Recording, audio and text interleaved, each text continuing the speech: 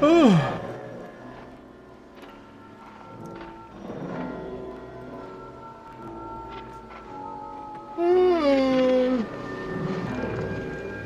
This is pretty loud. Hello, welcome to Stream 2 of Resident Evil 2 Classic PS1 Horror Game.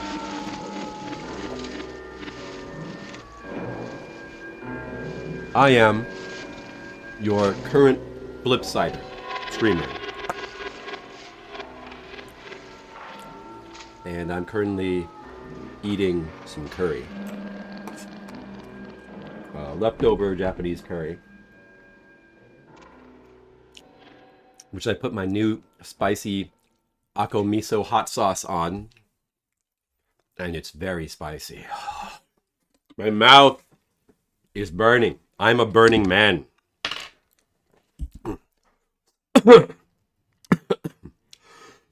So, somebody tell Red Mages and Party Hats that I finally experienced Burning Man.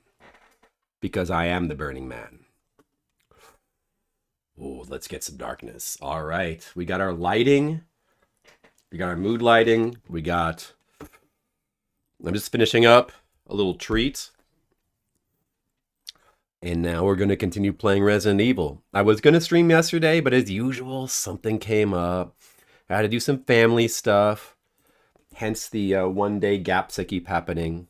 But we really need to make more progress. I want to play more horror games, but the month is running out. It's already October 21st.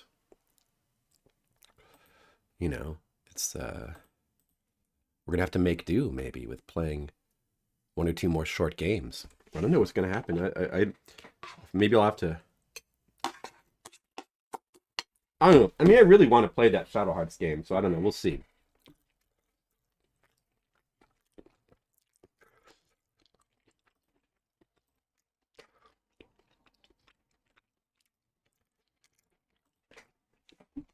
Duck Station. Duck Station. Rabbit Station. Duck Station. Rabbit Station.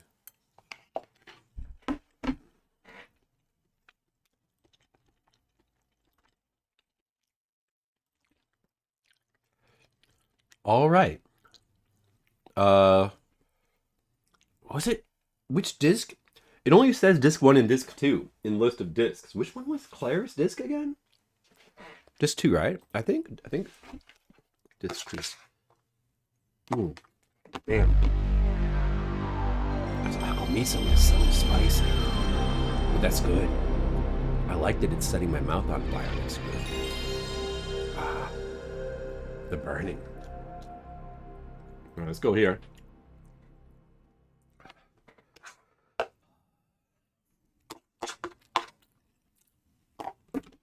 Wait a second. Wait.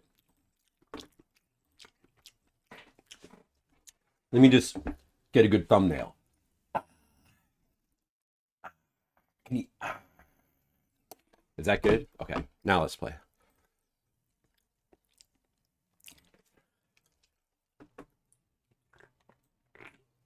Look at that. You can see the list of games I have. Wow. Crazy.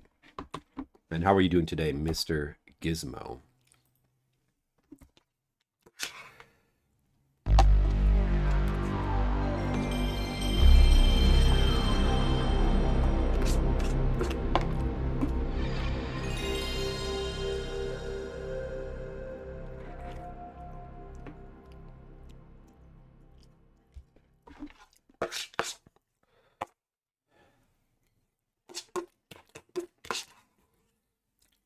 Yeah.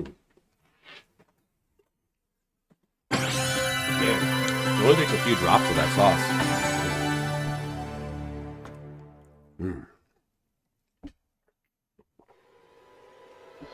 Umbrella.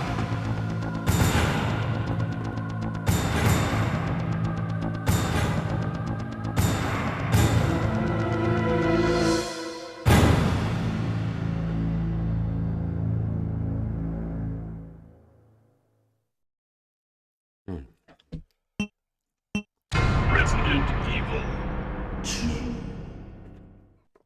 Biohazard 2, aka Resident Evil 2.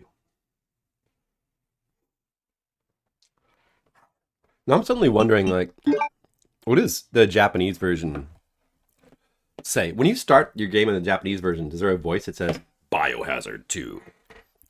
Or do they just not have that? Man, we should get the Japanese version. Let's just try it. Well, also, is the Japanese version in Japanese, or is it fully in English, like the Japanese version of Silent Hill, and it's just subtitled? These are important questions. I don't have answers. All right, so we're here.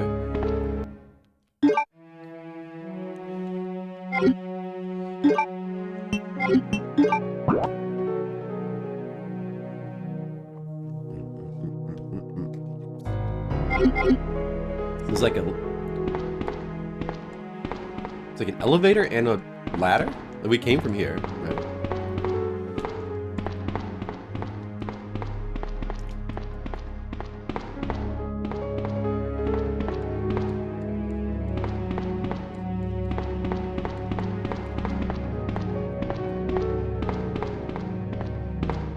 There was like nothing in this bag.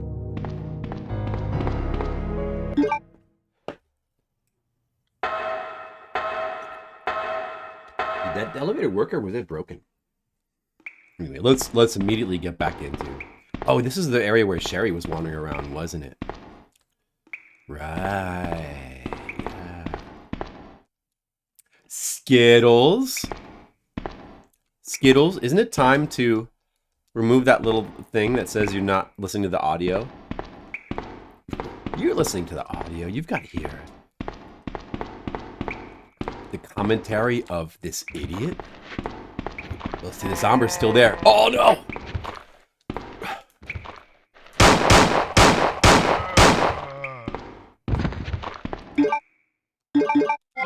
You need the idiot commentary. It's important. Take that, idiot. Not this idiot, but that idiot.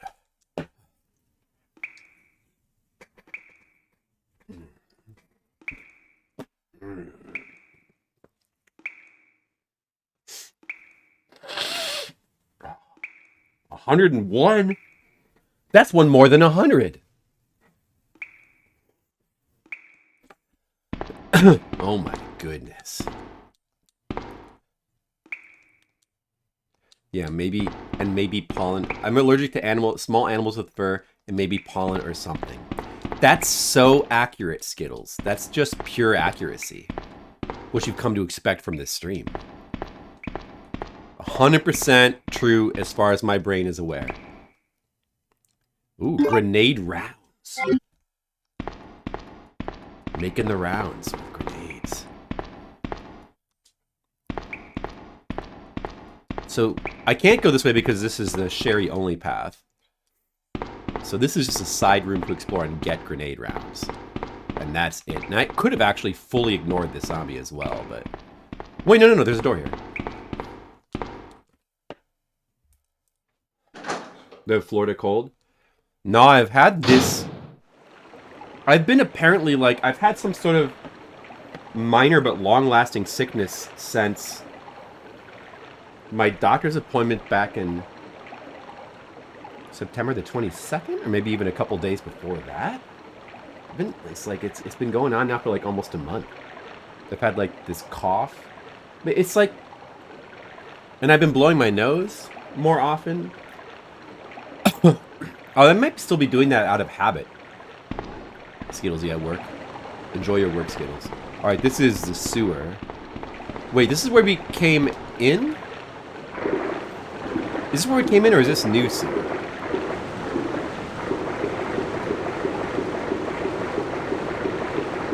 What is the dead end? Yeah, I think this is where we came in, because I, like, dropped down there. I think this is where I originally came into the area. Wait a second. Or was that not the other door?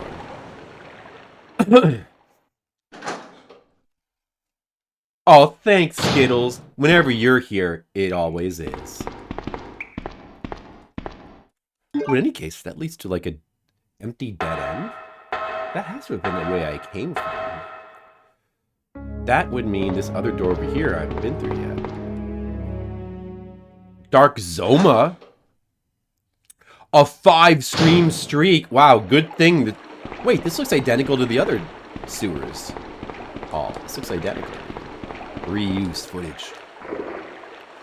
It is identical, it's just from... It's flipped horizontally. But this is the way I came in from. No, it was this. So the other way is just a weird dead end that has nothing.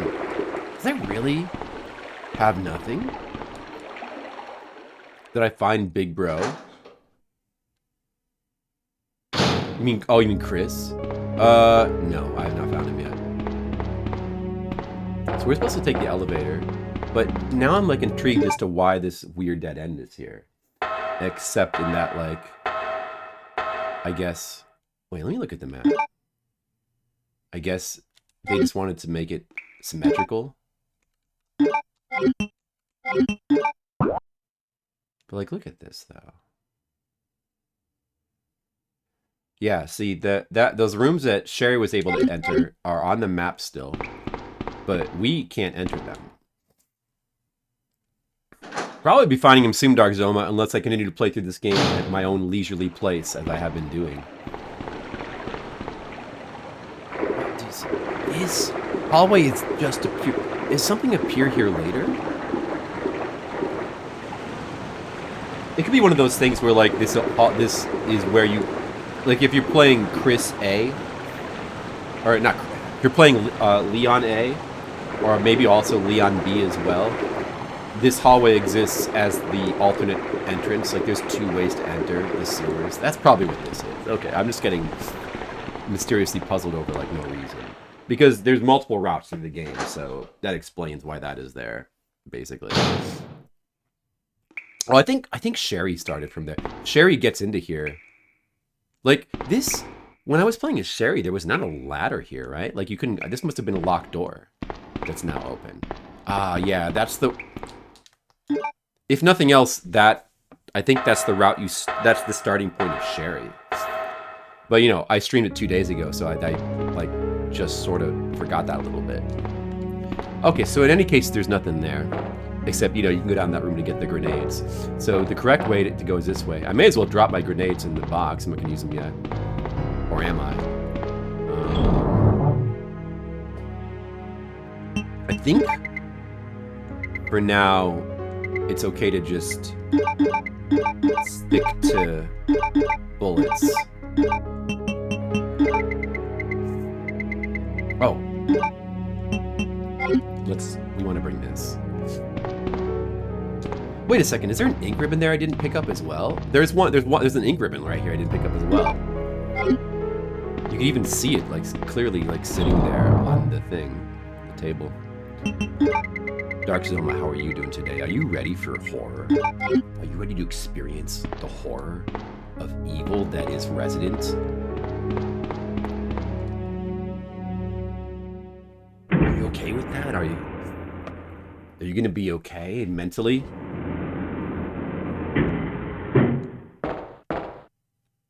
This game is still so cool.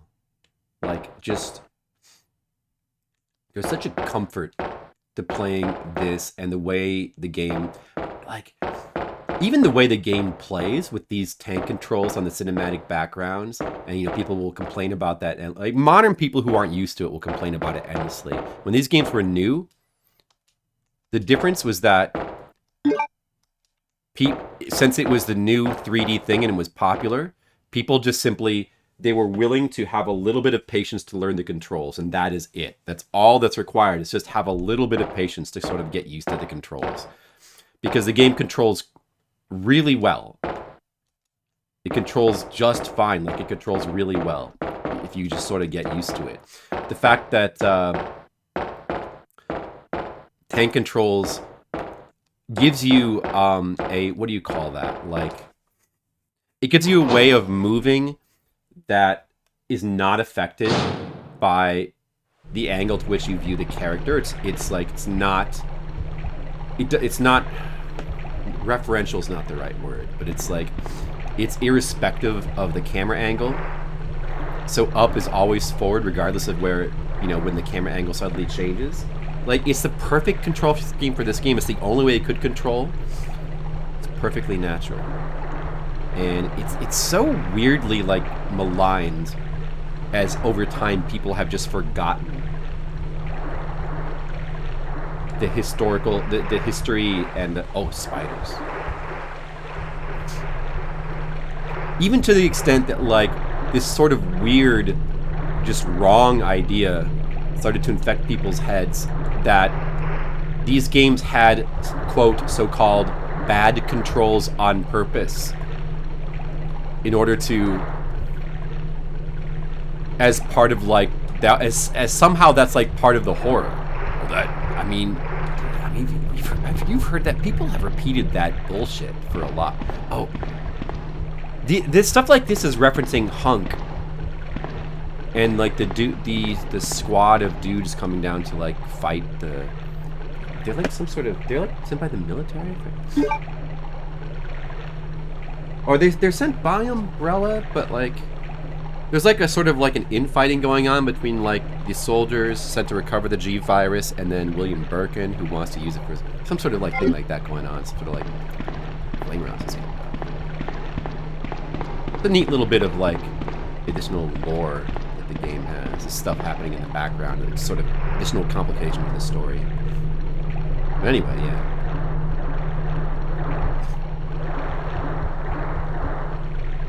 That's really weird to me. That's a thing that was, and probably still is by some people, taken so seriously. It's like one of these oft-repeated myths, video game myths. Very much sort of like people saying that like arcade games were purposely designed to steal quarters. The idea that these games were intentionally designed to have with bad controls to accentuate the horror. It's nonsense.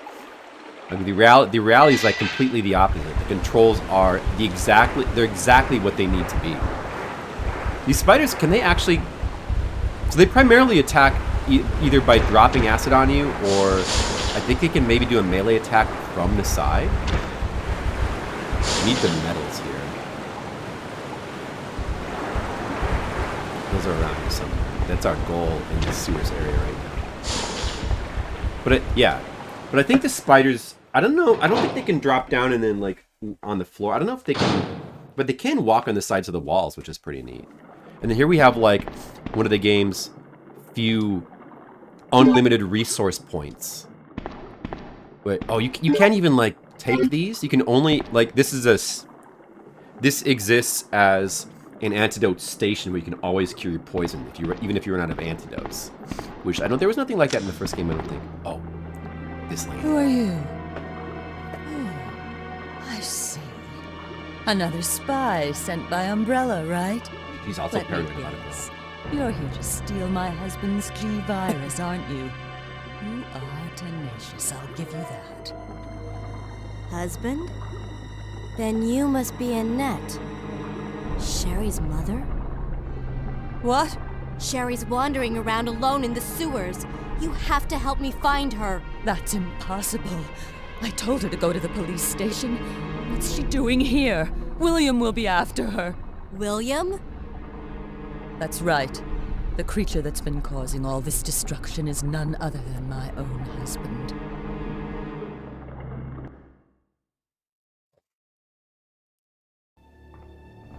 Oh, we get an FMV. I forgot we get an FMV of the Hunk soldiers. This way.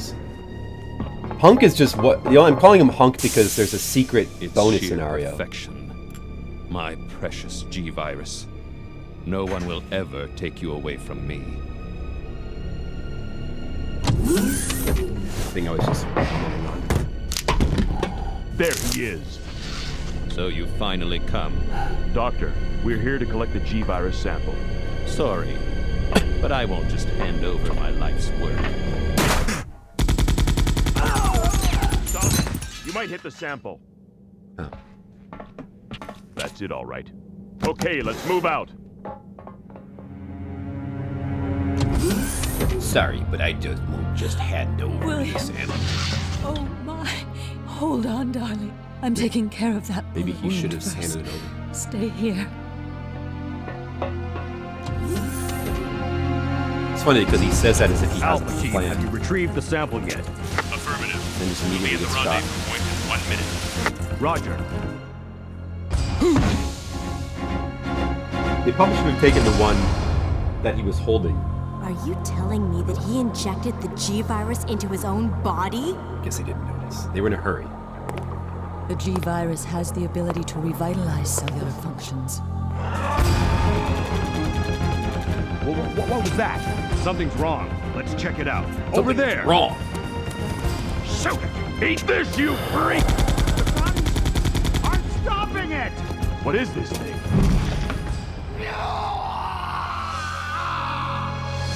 Hurry!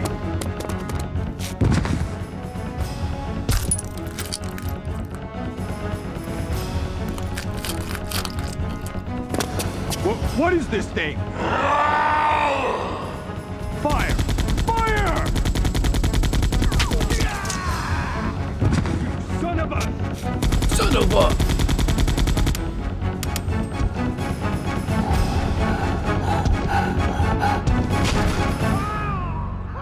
That's the title screen.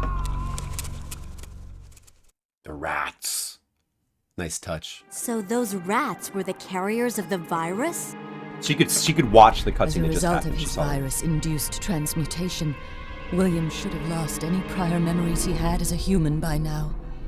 I tried to save him, but I'm afraid it's already too late. But And that's not even the entire story. Every G-Virus bioweapon, including William, has the ability to implant embryos into other life forms. Not embryos. That's why he's after Sherry. what are you trying to say? The bodies of individuals with non-related genetic coding are likely to reject the embryo, but since Sherry is his daughter, that possibility is non-existent. It's an inherent survival instinct.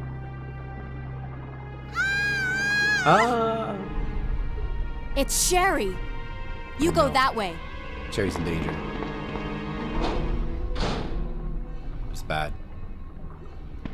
Oh no, what are we gonna do, guys? Sherry's in danger. We've got to do something. The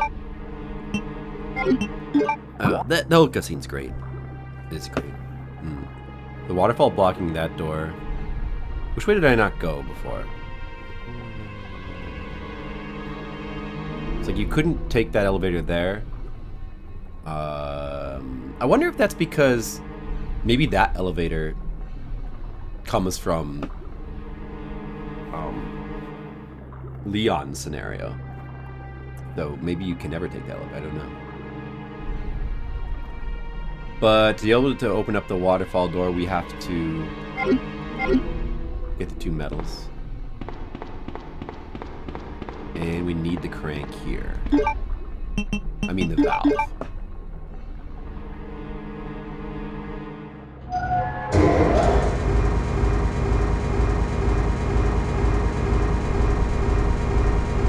Got used to a little bit of light valve puzzling.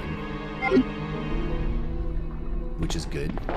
It's always fun to interact with things in these games and then see a little cutscene of something happening or changing in 3D against the 2D pre-rendered background. As I was trying to talk about before, I sort of went off on a tangent about controls, but like the controls in this game are so good. Ink ribbon.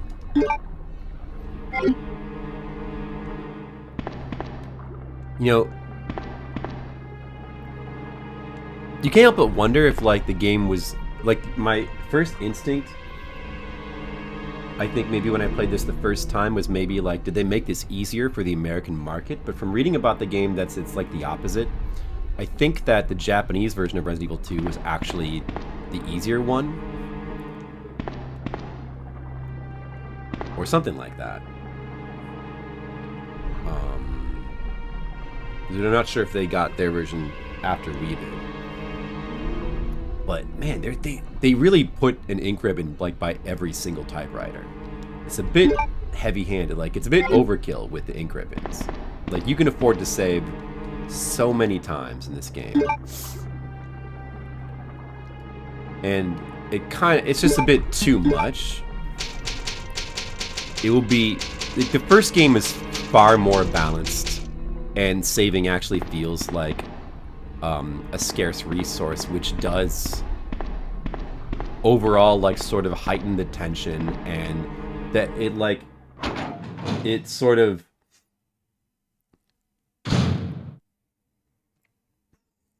it's sort of, you know, it makes the whole survival horror concept make sense, you know, like that whole concept that, you know, it's only called survival horror because Resident Evil 1 in, you know, in its text, you know, use the phrase, welcome to return to the world of survival horror, good luck, you know, but that phrase really caught on.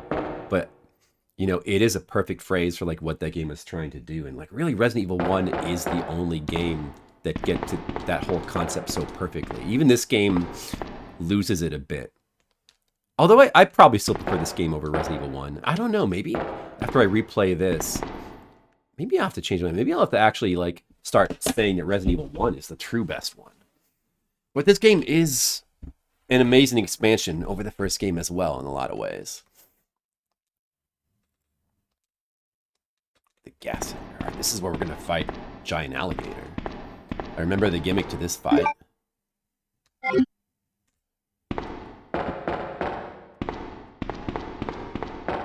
But I'm not sure when he's going to pop out. I guess we get the medal first. Sherry's still there. Sherry!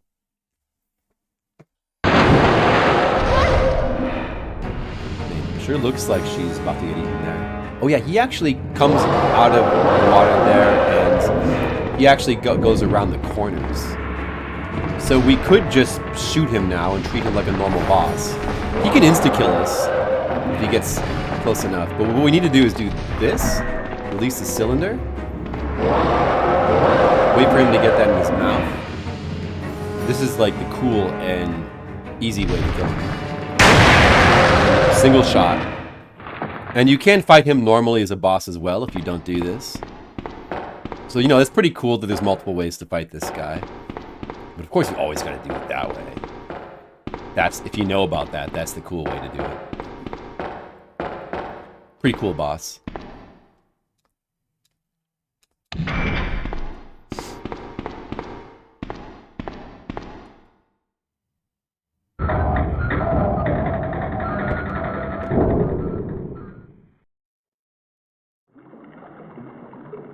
And now we're in, like, the garbage pit from Star Wars.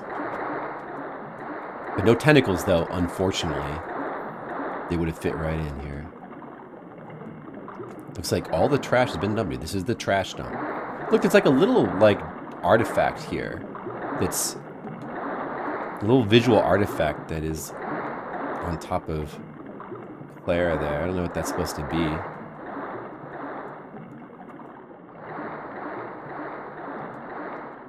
Like a graphical artifact of maybe the water effect, maybe. Man, was there anything hidden here besides the obvious thing? You'd think there'd be like something in the trash somewhere, some bullets or something. So you see, there's a ladder there. There's obviously this, one of the medals. Uh-oh. Come on, wake up, Sherry. Uh-oh, parasite. Uh-oh. She's infected. My stomach. It hurts. Don't worry. You'll be fine. Nope. Come on. Let's go. She won't.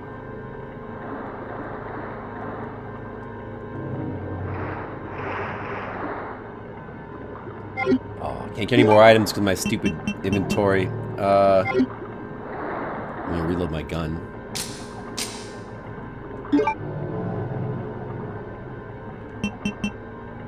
Well, we'll just use a herb. I'm probably not at full, so that might not even be a waste.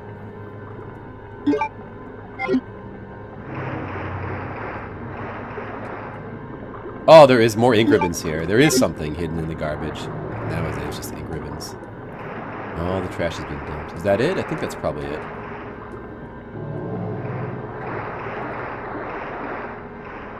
Now I guess we go back. Hopefully we come across another crate soon.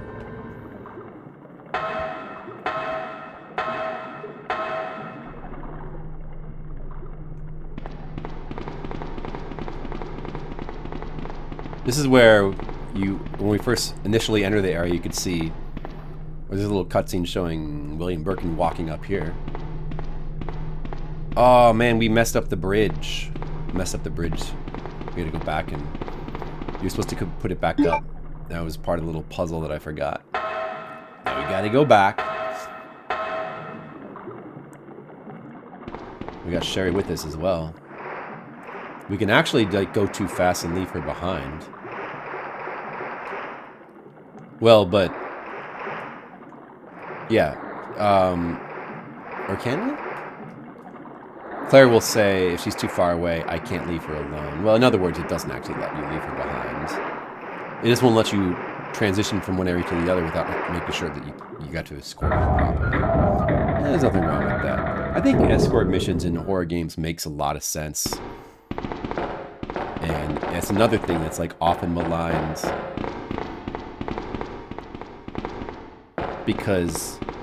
Just simply because it's like it's an inconvenience the player has to deal with, but it's not supposed to be convenient.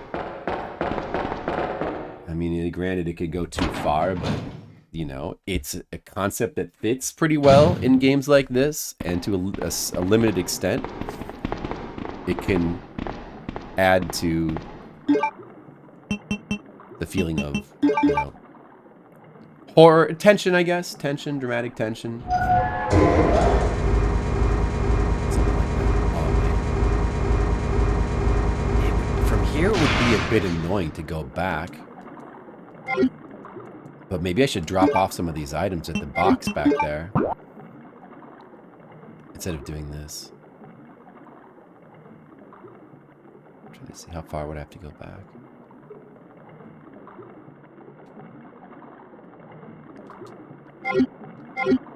I'll have to run past the annoying spiders, though.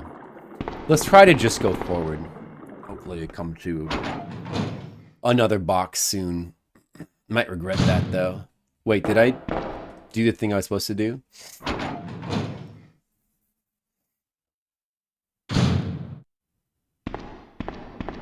Right.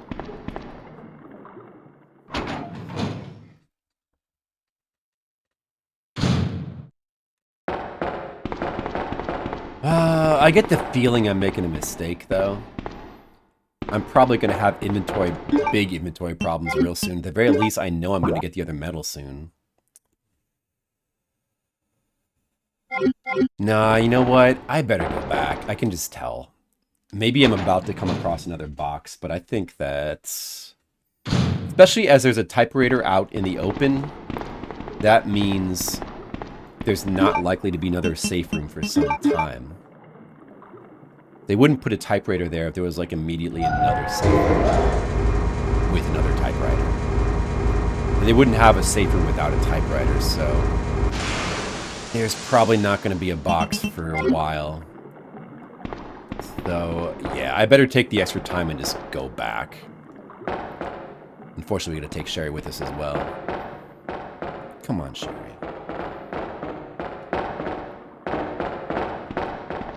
Yeah, like, we better do that. No choice. We'll just have to, unfortunately, gonna have to take Sherry past the spiders. But it's fine. It should be fine. Alright, Sherry, just ignore the spiders. Don't worry about it. Oh, she got spidered already. It doesn't matter. She's fine. Just sort of do this sporadic kind of staccato running so that she can keep up. See? She only got hit once. It's totally fine. She kind of backs away from the spiders. Yeah, I think they can melee attack from the side. From the side of the walls. Is it here? I think it's here. Actually, would have been kind of nice if you could just leave Sherry there. Oh, look at her really slow climb. You just like Sherry, just wait in the garbage dump. I'll be back in a sec. It's not like a horror movie where when I say I'll be right back, I'm lying. The truth. I really will be right back. We can't do that in this game.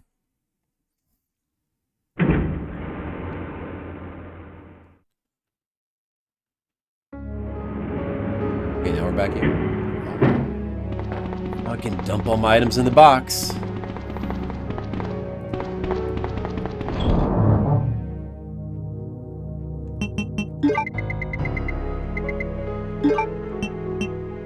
We need to keep the metal. We're not going to need this herb. But we will need the valve. We won't need the flame rounds. Look at that, they stack up to 18. Actually, do we fight a boss? I think there'll most likely be another box or save before we fight another boss. There should be some space, some gap between the alligator fight and the next boss fight, I think. So we should be good now.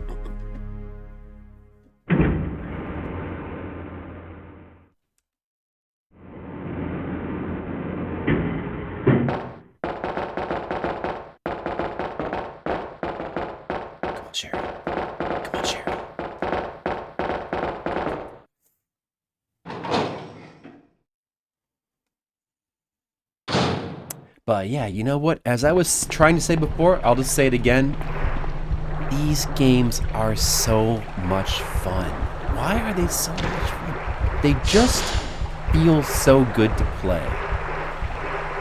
And maybe part of it is just how unique they play because of the tank controls with the dynamic camera angles, and it's not, and it's unique. It's a style of playing, of like moving your character around that works really well and is totally unique, but then also is packaged with this style of presentation where you get like all these different camera angles and it's so cinematic. And it's so cool, and it was just basically discarded by horror developers like Capcom themselves after Resident Evil 4. It's just thrown in the trash. And like nowadays, like there's only like amateur indie developers that will sort of try to do it once in a while with stuff like Tormented Souls, which I need to try, but even the best of those amateur indie ones don't look like they're anywhere close to as good as games like this. They're just missing something. They're missing all the other things that came with this game, like all of its charm, its style, and the incredible soundtracks. Like, if you want to play games with this specific style and coolness, you have to play, like, PS1 games. PS1 games are games from the 90s or from this era. It's like, you just have to really get this combination of elements together like this. To get this, and, like, this game is, like, still one of the best. I mean, it is the best. This game is the best of its style. Of this sort of cinematic survival horror game. I mean, this and Resident Evil 1 are the best. In some ways, Resident Evil 1 is definitely still better than this. But these two are the best.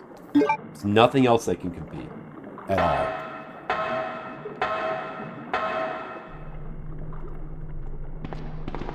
So that's why these are games that just need to be played over and over again. That's why the idea of even, like, touching the Resident Evil remakes after 1, like 2, 3, and 4, just seems like a complete waste of time. Well, at least with Resident Evil 2 and 3 in particular.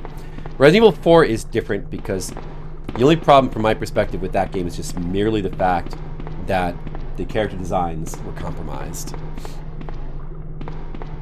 But it's essentially the same game it was before. It was already like a totally different game. But these games, it's not only the remakes of Resident Evil 2 and 3 not only compromise the character designs, but they lose the whole the whole thing about these games that made them so good is just lost. turned into more just basically just generic Resident Evil 4 clones, which is like exactly what you don't want. And really, like, I mean, whatever. Like, if you want to say, well, you know, well, it's interesting to play them in a different way, you know, that's fine. But I'd much rather have the opposite. How about remaking Resident Evil 4 to play like Resident Evil 2, 1 through 3? That'd be way cooler and more interesting. Or like any number of games. Remake something else. Remake Dead Space in the style of like Resident Evil 1 through 3. Now that would be a cool remake. So we can do that to like go into the fan section. Why can't it ever go the other way? You know, why can't they remake some more bland horror game to like play like Resident Evil 1 through 3? Why did the games just have to, why does it always have to go in the direction of blandification? There's the other metal. It sucks. Sewer manager diary. Sewer manager. He probably talks like, "Hey, it's been a while, but I saw Don today and we talked after completing our work. He told me he had been sick in bed until yesterday. Doesn't really come as much of a surprise, given how long he's been working here. He was sweating like a horse and kept scratching his body while we were talking. I asked him if he was hot, but he just looked at me funny. What's wrong with him anyway?" July 7th. Chief Irons has been visiting the lab quite often lately. I don't know what he's doing over there, but he always looks grim. Expression on his face has been even more unsettling than usual. My guess is it's because of Dr. Birkin's impossible requests. The chief has my sympathies, though. After all he's done for the town, he doesn't deserve this. This guy's got the wrong impression of the chief. July 21st. I rarely drink anymore because I'm on the graveyard shift. That wouldn't stop me. But I don't suppose I have much to complain about since this is how I make my living. August 16th. Chief Irons came in late today, looking grimmer than his usual self. I tried to joke with him to cheer him up, but he wasn't amused. He pulled his gun and threatened to shoot me. I was able to calm him down, but that guy must have some serious problems. He knows he can't enter the lab without my help and my medal. Is this what it means for the chief to serve and protect? Let me do it this way. To serve and protect? In quotes. August 21st. William informed me that the police and media have begun their investigation on Umbrella's affairs. He said that the investigation will be citywide and that there is a possibility they'll even search through the sewers. He asked me to suspend all Umbrella sewer facility operations until the investigation has concluded. The sewer will still be used for passage, but he stressed that I have to be extremely cautious and I'll lose my job if anyone finds out about this operation. Well, that's some good lore. What did this say? Regulate the amount of trash. We already got the thing from this guy. There's another thing in here. So that's that. Important thing is we got the other metal, so now we can go through the waterfall area. Sherry, come on. Stupid Sherry idiot. Come on. Alright, I'll walk. Let's just walk. You know what? It's more suspenseful to walk anyway. Like, if they ever were, like, you know, the way that, like, these games evolve was sort of... It's always fine if a series of games evolves, it's, you know, but it should try to probably recognize what made it good in the first place and retain its essential spirit, which this series definitely failed to do. But, you know, like, I don't know, like, maybe one of the ways it could have evolved that would have been cool would have been, like, to add a stamina system akin to Dark Souls, where you actually have, like, a reason to walk, maybe, rather than run. I mean, in a way, Dark Souls, like Souls games, kind of do that. Sometimes you feel, at least the earlier ones, sometimes if you're playing them blind, sometimes you feel like you maybe have a reason to, like, walk slowly rather than run because you're afraid it was going to come around the corner. Well, I guess if you're playing these games for the first time, maybe the same thing applies. But it would be cool if there was, like, actual reasons to, like, walk instead of run. Because if you think about it, it's not realistic to just simply run everywhere like this. That's not realistic. Games don't need to be realistic, but sometimes adding elements of realism can, you know, add to a game in various ways. Like the fact that you have to like stand in place and shoot your gun is such an asset to these early games because it makes them less of action games. It's more realistic to stand in place. That's another thing that like people sometimes say about these games, like, it's why do they have to stand in place when they're holding their gun, like they're shooting their gun? That's not realistic. I would have arguments with people about this. Like, what are you talking about? Standing in place in real life when you shoot a gun, not only do you stand in place, but you're supposed to hold it with both hands and aim first. Like people in real life, people need to aim. They don't have auto aiming. And if you're like trying to like run around and shoot, you can't hit anything. Like it's actually hard to hit things with the gun. Like aiming is hard. Running around and shooting is like John Woo shit. That's fine. There's nothing wrong with that if you're trying to make a game that's like trying to be a crazy action game. But like, even though these games are B horror games, little touches of realism are cool. You know, it's cool that these games have sort of some elements that are grounded and realistic. You know, it sort of goes towards like the idea of it like being a survival horror game. You know, like what that means. You know, like having certain elements of realism, having limited ammo. You know, having to like realistically stand in place and fire your gun instead of like run around like an action hero. You know, even though you're a professional, a police officer who's like a combat professional, it's a way of adding like a little bit of vulnerability through that realism, because you can't just run around and dodge while shooting at the same time. You need a more action-oriented game. It's good for the game's like atmosphere, that kind of realism. I don't know, like stamina system might have been a good addition as well for the same reason, because it's also like an added bit of realism that would basically add to the game's atmosphere.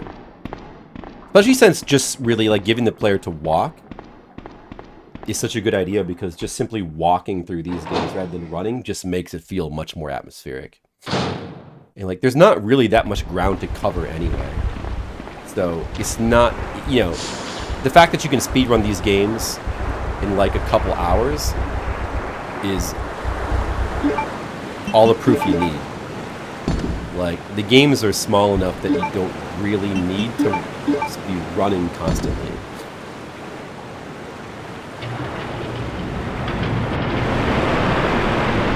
I mean, I guess it's nice that you can for speedrun purposes. But uh-oh, spiders. Do I want to go back again? Wait, because like the we did get past the spiders, but nah, my inventory is pretty cleaned. The inventory is pretty cleaned. Put the valve back now, though. Oh, dude, is a boss fight maybe coming up soon? I haven't saved since I did the backtracking to like put items back and then went forward and like got the metal and came back. Like it's actually like a bunch of stuff I'd have to redo. Maybe it might be a good idea to go back and... No, wait a second. Actually, the fact that I've let the water down, does that mean in the other sewer room there's like... Does that create... Maybe that creates new opportunities to get items? Does that change something? If I go back, does that change something? Does that make an item now appear? I sort of feel like it probably doesn't.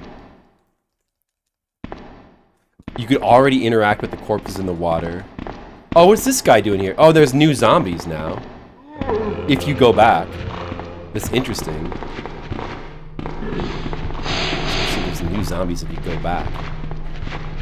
But presumably the game doesn't... Does it expect you to go back? Because you can just go straight ahead there.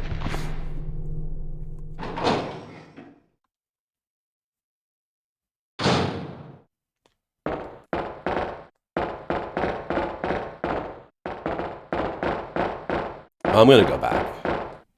Going back to use the crate one more time and save is probably a good idea.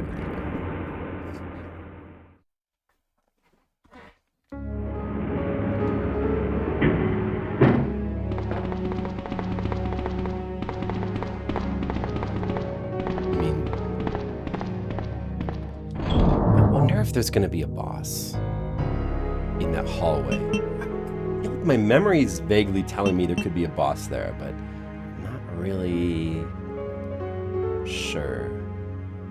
Not really sure. Or maybe there's not a boss until we get to the factory. Maybe I'll take the crossbow. Use that. I think we're done with this now. The valve. We're good. And I think we actually need the lighter. So maybe we'll go like this and also save the game as well.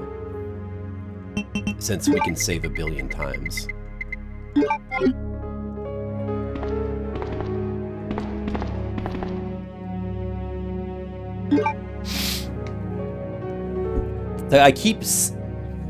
There's definitely just... In fact, I would go as far as to say the only flaw this game has at all is just simply that there's too many ink ribbons. I'm pretty sure it's the same if you play as Leon as well. There's already way too many ink ribbons in this game. Way too many.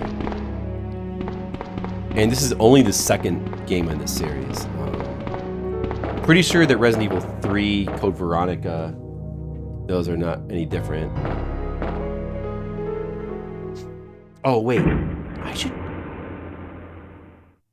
I want to check the other water passage that was mysteriously empty. Well, I mean, it's not really mysteriously empty because that is just... It's there because that's the way Sherry enters. But still. Now that I think about it, I sort of vaguely remember that the water being drained doesn't do anything to reveal any new items. It probably only reveals enemies, so there's really no point in going back. That's what my memory is telling me. Oh, Sherry doesn't actually come down that ladder. We can actually separate ourselves from her. Yeah, that's what my memory is telling me, but yet, just like I probably have done in the past at some point, I cannot help but want to check. Oh, the water is even still here. The water's not affected in this area. I see, so there's no point. Interesting that you can come down the ladder and essentially abandon Sherry in that room. Of course, it is a safe room. But that's the only place it'll let you do that. Just because Sherry can't climb the ladder, she doesn't have a ladder climbing animation. They never gave one to her because there's no point in the game when she climbs a ladder. Okay.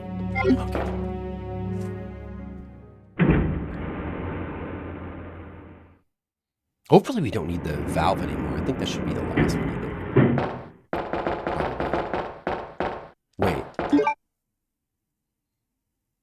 No, but... No, I actually do still need the valve, because when I go back, you go like... Or, no, you don't. I don't have to go through the valve room again. I'm going through the waterfall right now. I don't need it. I shouldn't need it. I think we're almost done in the sewers. We should be just about... The sewers is not a long area. We should be soon to reach the factory. Huh. Wait a second.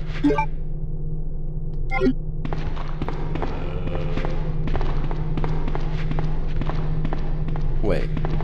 It's the wrong way.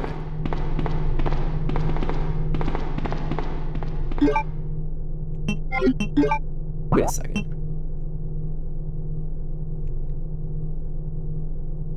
Hey, wait a second. I never went in that one... I never went up that one ladder where I stopped the fan, did I? I never did that.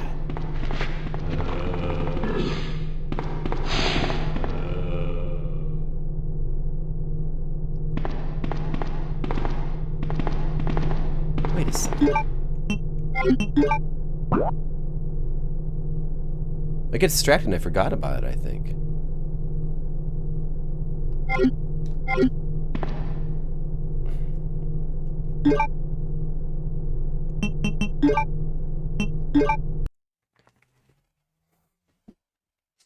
I never went in there. What's in there? That's actually not the way forward. It must be an optional side area, or maybe it's a shortcut that goes back to here. What the heck is... Wait, is that's not the area... Because the proper way forward is past the waterfall. Did I... It's not showing up on my map. I must not have gone in there.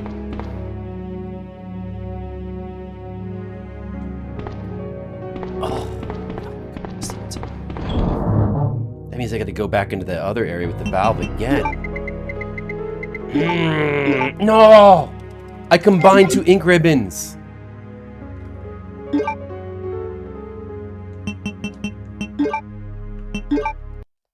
want to do that. Resident Evil 2. Why did I forget to do that?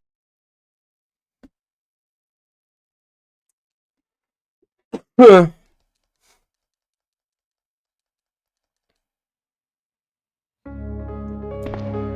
Alright. Okay, I don't know.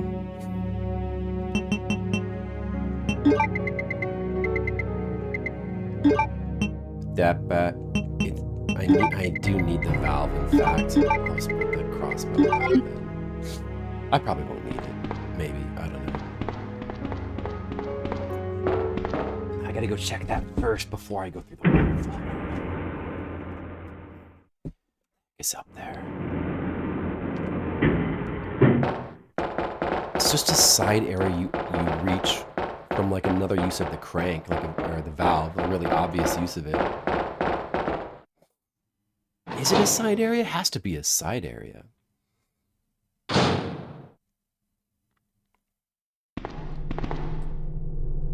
Come on, Sherry, so it's this way. You're gonna have to shoot this guy now.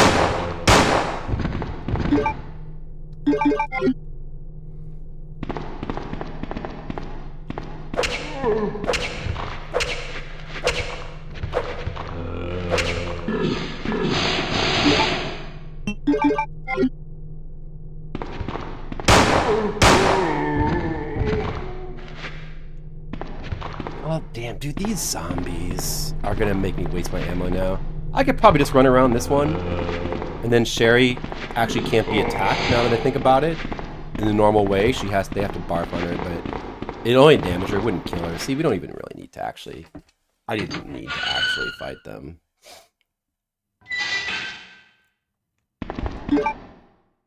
Yeah, it wasn't needed. I have plenty of ammo, so probably have an excess. So it's no big deal.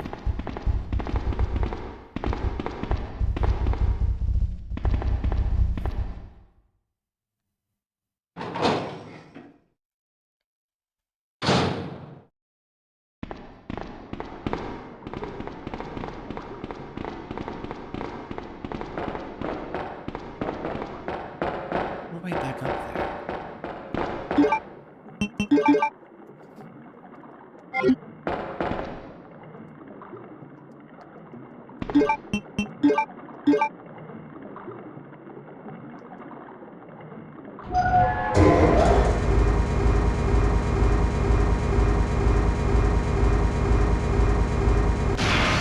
Whatever it is probably not something that important, but I can't not know what it is.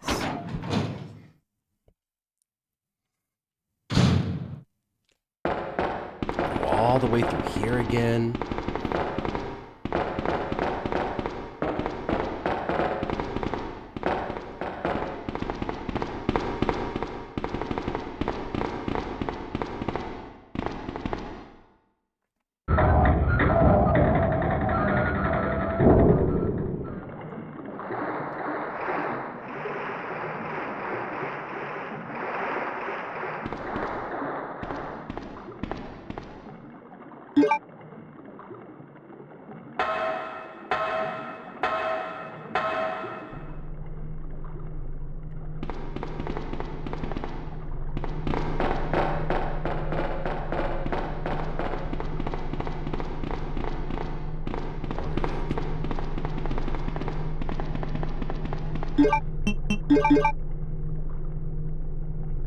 Dude, I turned the fan off before, but it turns out back on.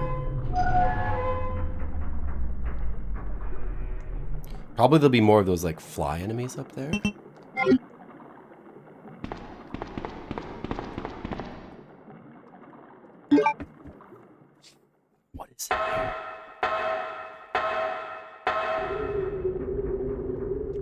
Fortunately, Sherry comes... Is this...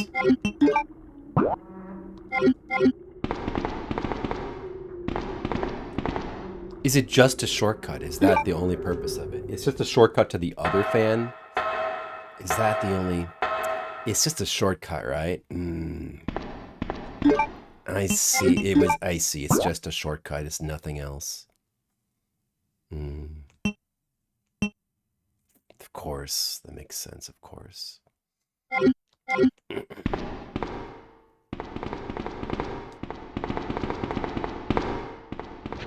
I'm gonna go past these zombies yet again. It's fine. It's easy. Zombie dodging is easy. Some spider dodging. Sherry's only been hit by anything once so far. Okay, finally let's go in here.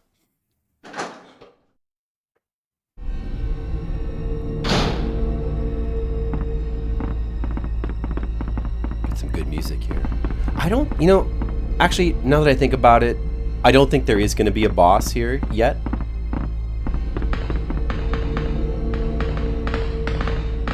I think there's not going to be a boss for a little bit. I'm pretty sure we should be getting to the factory now. We're getting towards the end of the game, at least of Claire A.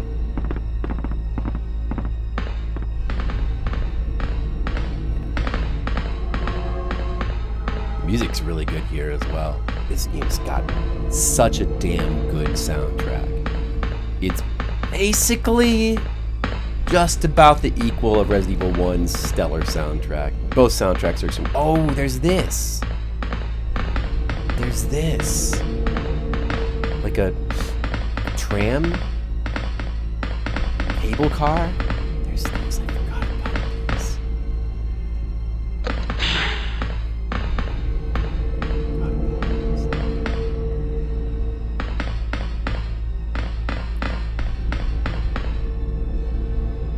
Let's see. I'm trying to remember something.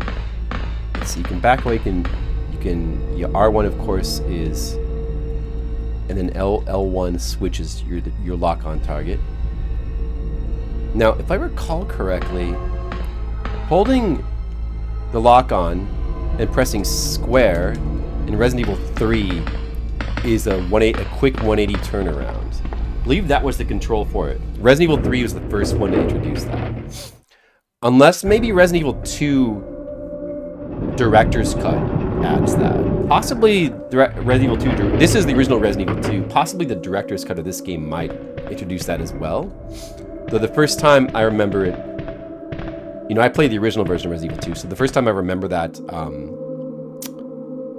existing was in Resident Evil 3. It was a pretty cool feature at the time, pretty cool addition.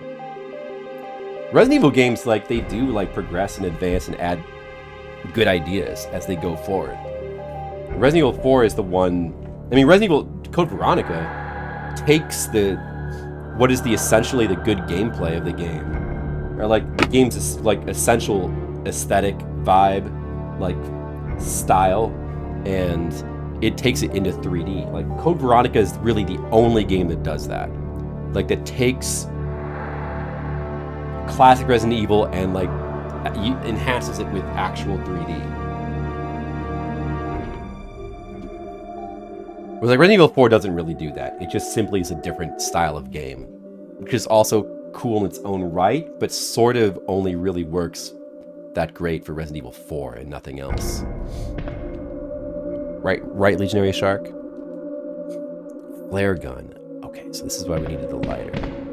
Except I don't actually remember what this does, but I think I'm supposed to do this for some reason.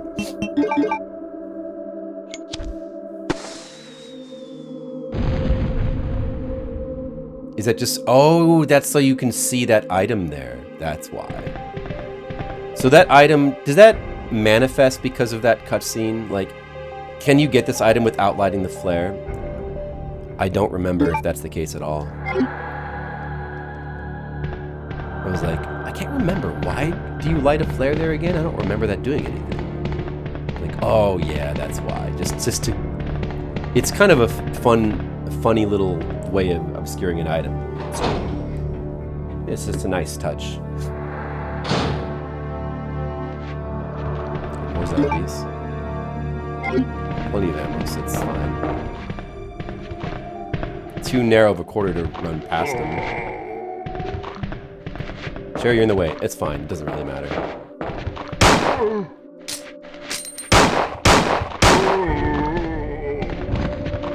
Quickly knife him. Get those free hits. Oh, he actually is dead.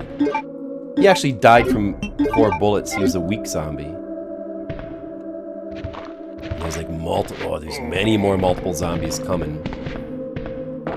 Well, this is a good place for us to use up our ammo, because it won't be that useful on like late game stuff. May as well use it here. Look, she actually ran behind me. Oh man, I missed the knockdown shot there because of having to reload. Bummer. No, I can get a couple hits at least from the knife here. I've already hit him 6 times. Maybe. Oh, he's actually dead.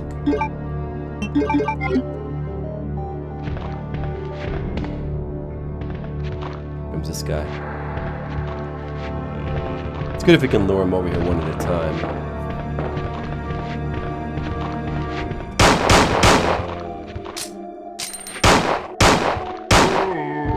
Same thing happened again. Right on what would be like when the zombie reels back, that's the point you get a knockdown shot, and right when that happened twice in a row, she had to reload, like missing it. This is the only guy left here. The music is so good.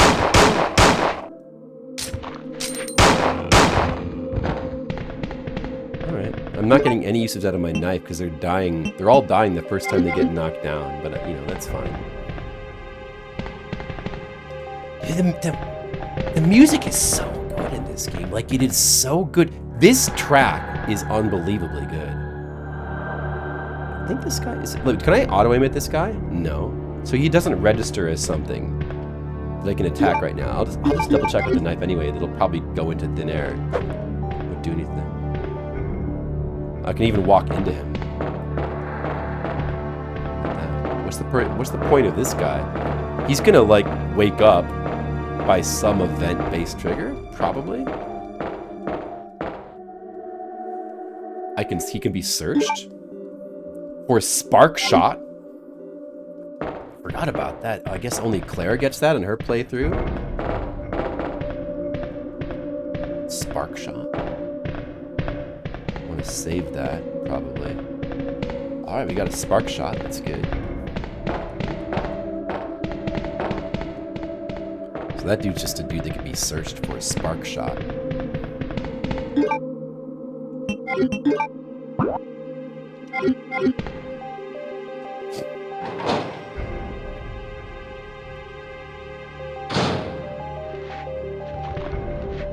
Hopefully we'll get to a box pretty soon. Just gonna look around this corner here. Uh-oh, we don't get the camera changed until... But it's okay, it's fine, it worked out.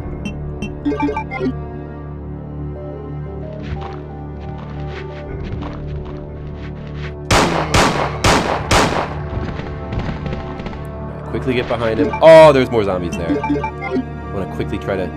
Oh, is it going to mess up with the auto-aim? It is. Oh, it messed with my auto-aim, like, completely. It totally messed with my auto-aim. I wish I had the crossbow now.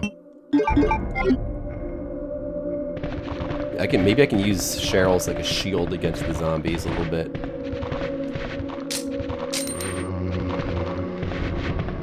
Like, because then they won't be able... They can't bite.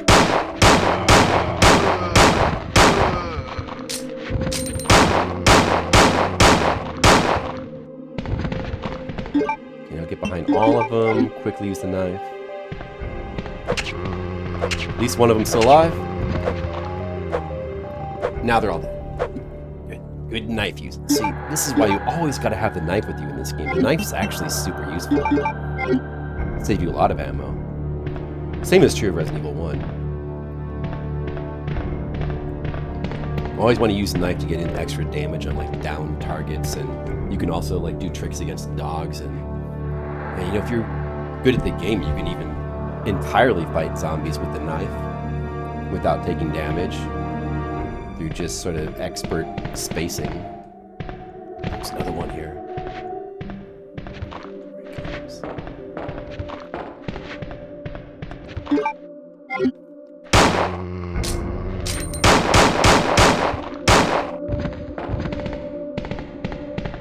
It's funny how, like, actually it's pretty cool how the zombies are not all exactly the same. Like, they have different amounts of health and like different strengths or something. I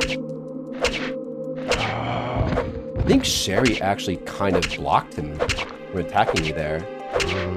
Why was this guy so strong? I was expecting him to like die any time, but ended up taking like a dozen knife hits. But like, even though he was right in front of me, he was not grabbing me, because I think Sherry was actually sort of technically blocking him from reaching me. So Sherry can be very useful.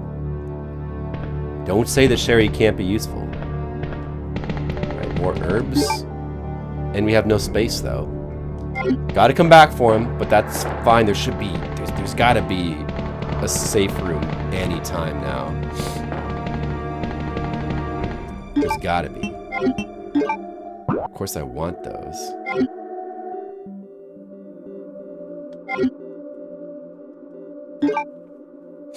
Can't leave Sherry alone. No, of course not.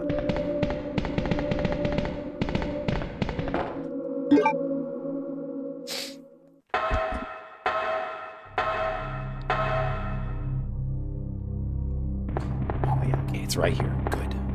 Good. Let's do all our inventory management. Ton of items in this room as well. Tons of like grenades and stuff.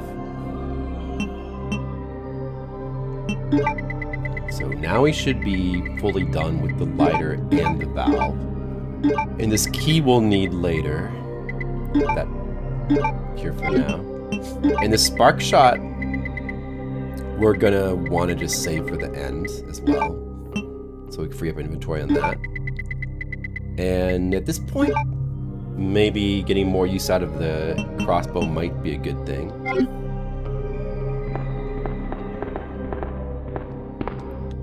Of course, there'll be more increments here.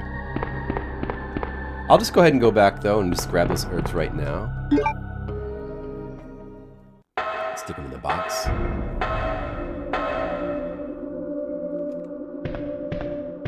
Sherry actually does not come back down. She doesn't have a ladder climbing animation, but I guess you don't really need that on screen transition. So it's funny, that's kind of odd that she will go up the ladder because of course she needs to follow you to that safe room, but she won't come back down. I guess that's because she doesn't have a ladder climbing animation, so like when you spawn in and you're climbing down the ladder, like it just wouldn't make any sense if she was already standing there or something. But in any case, she seems to have trouble with ladders. I mean, actually, the ladder is just you don't really see yourself climb the ladder, do you? It's just a loading screen. So there's no reason why she couldn't go up and down this ladder, really. Now that I think about it, I don't know, it's weird. He just has trouble with ladders.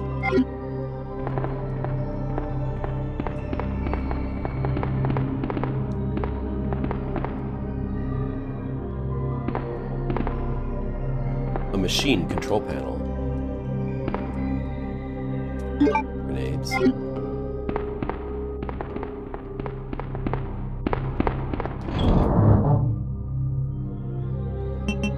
I'll be using these grenades pretty soon, but not yet.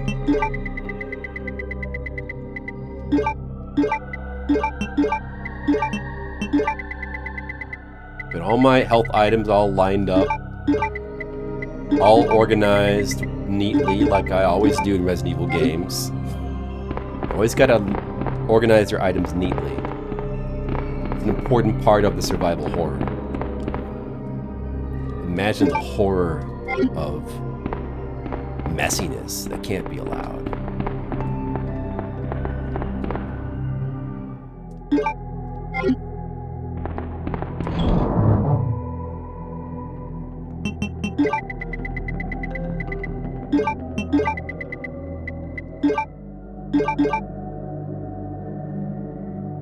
Yeah, I feel like now, if this is the factory where it's like the big thing, like the big platform, I know for sure that that big platform is where the next boss fight will be. Because I remember that. Did we get everything from here? Holy Harvest? Should probably save our game. Did I save? I didn't save, I don't think, so we should probably save. I like how the 2-slot items just sort of stick out like that.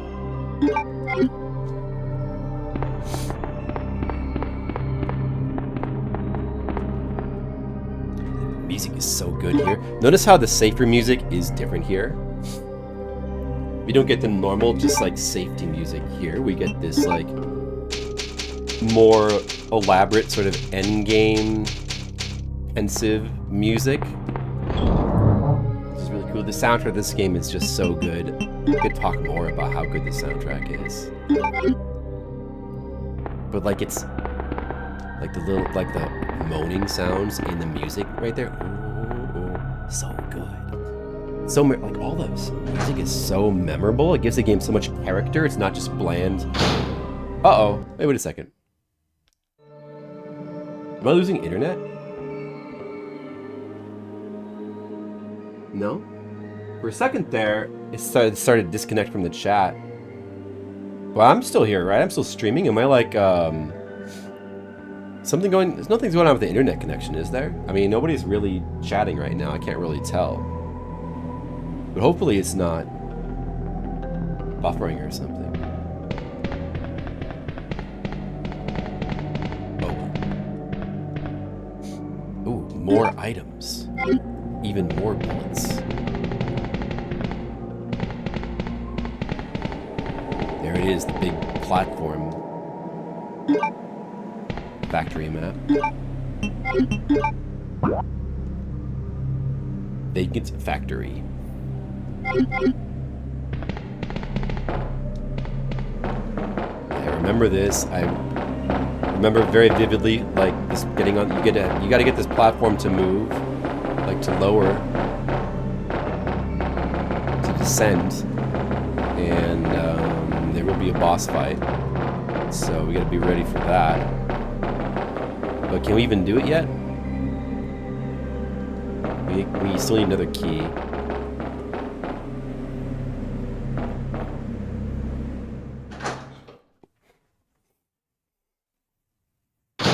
If you're coming through here with Leon, I don't think you get any sort of escort the way you do with Claire here. So their games are different.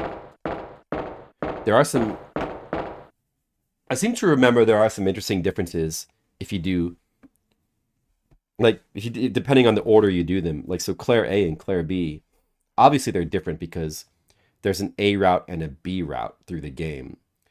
If you take the B route, whichever character, then you end up taking the alternate route to the police station, and several things are alternate. But because both Claire and Leon have their own like storylines with their own like side characters, and Claire always interacts with Sherry and Leon always interacts with Ada, that means depending on whether you're doing their A or B route, the way their storyline plays out will play out differently as well.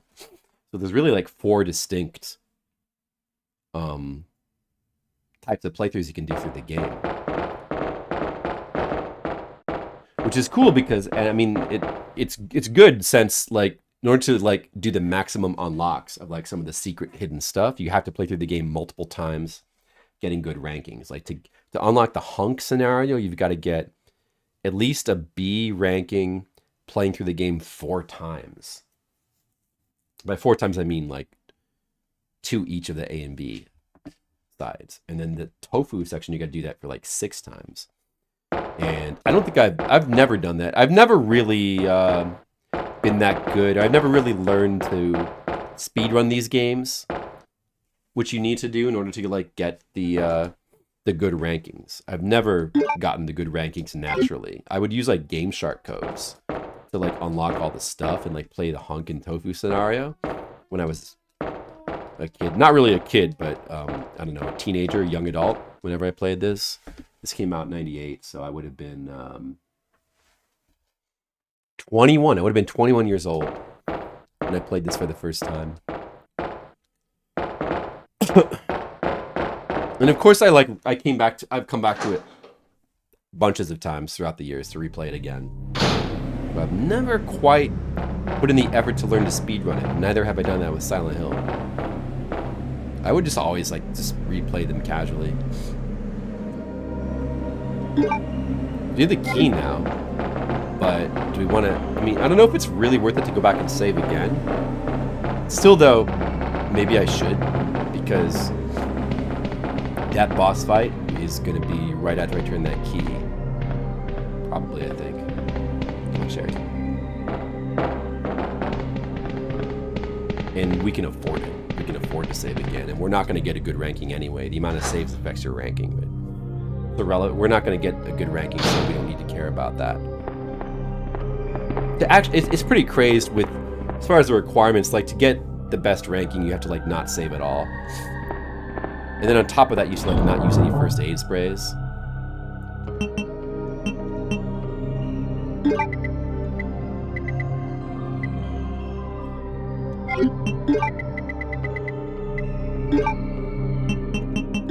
So at this point, we probably want to start using flame rounds for this boss, I believe. This boss is actually hard upcoming. I feel like when I played through this the first time, I did not have any idea you could do that. You could switch the rounds between different grenade rounds. If we're going to be bringing that, then I guess there's no reason to bring the crossbow. Put that back. We'll go like this. Maybe I'll even put the knife back as well. It's not like we're going to need the knife on the boss. Put that back for a little bit. But the gun, you know, if there's zombies after that, it would be good to have the gun.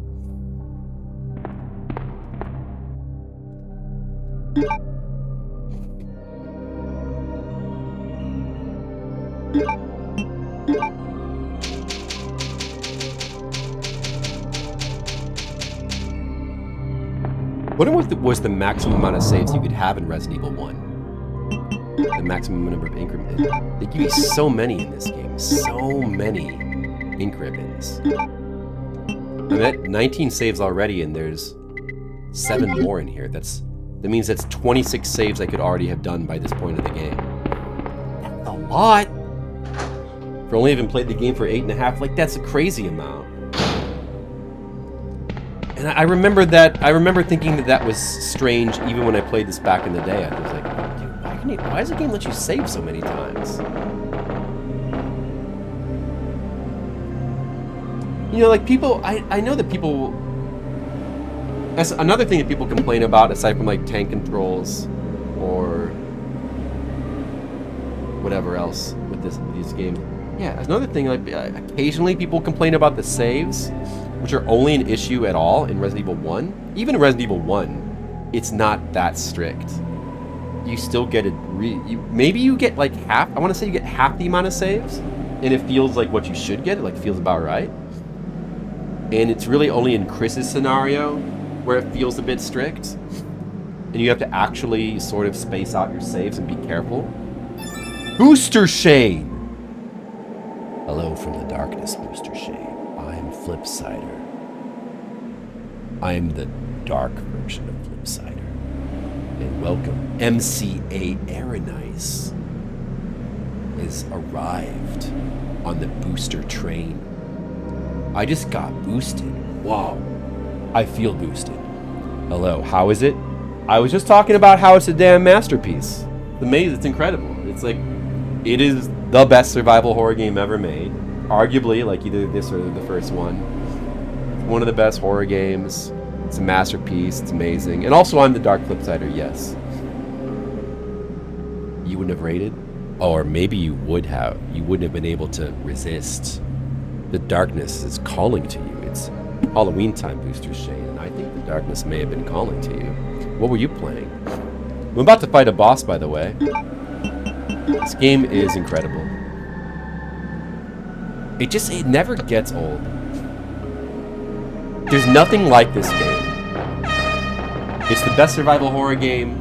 You know, Code Veronica is really cool because Code Veronica, I was sort of trying to talk about this before, is the only true 3D realization, like fully 3D, of this concept. Everything after Resident Evil 4 is not really the same series, it's a different series, more or less. It's not the same thing. And games like Resident Evil don't really exist anymore, except like in some minor indie form at times. I do want to play certain of these games like... My stomach hurts. like whatever the heck it was called again now, I forgot. Hang in there, Sherry. Your forehead's burning up. I've got to hurry before the embryos pupate. Before they pubate. Hurry. You're playing Resident Evil 1? You're playing a goddamn... Are you playing the original? You're playing a goddamn classic game. What was that game? Let's see. There's a bunch of Resident Evil clones, like indie ones, that try to do the PS1 style. There's one called Tormented Souls that looks kind of cool. But, like, none of them are ever going to equal the quality of this game, though. Just, like, at best, they're going to be, like, sort of cute little attempts, you know. On the Saturn. I don't think I've played the Saturn version of Resident Evil 1. Is that the original? I'm assuming there was an original Saturn release that came at the same time as the PlayStation. I don't really know. I think that would be right. And you're playing the original, or are you playing... there's actually 3 releases of Resident Evil 1 on PS1, right? There's like the deluxe one, or director's cut or whatever, that like has the arrange mode in it. And then there was like a third one, maybe that one's called director's cut. The third one is the one that has the infamous, really terrible basement music. Like, they changed the soundtrack for that specific re-release. So I think it's the third PS1 one that you want to, like, stay away from. Although, I should probably play it one of these days just to see the differences. But... Oh, good. I hope you're enjoying it. I think it's an absolute masterpiece game. Are you enjoying it? How are you... Let me know how... I mean, have you played it before? Is it a replay, or are you playing it for the first time? I mean, I think Resident Evil 1 is like also like a classic masterpiece. And in some ways, it's better than this game. Overall, I think this game is better, but in some ways, the survival horror concept is like most fully realized in that game. One of the only issues I have with this game is there's way too many ink ribbons already. The remake on GameCube? On PS4? Oh, yeah, okay, yeah. You mean like the original right. Yeah, that remake is really good as well. Because it's like, it's the only Resident Evil remake that, like, keeps the spirit of the original game. But it coolifies it. Like, it makes everything less colorful, more kind of dark. But it still has that sort of Japanese design aesthetic, so even though it's not as cheesy and B-grade horror as the original, it still feels enough like the original in a way. And the surprises they add to that game are really cool as well. It's the only remake of Resident Evil that like I really appreciate is that one. I guess I should play the damn game. Alright. I remember this boss fight being pretty hard. I think he's weak against flame rounds.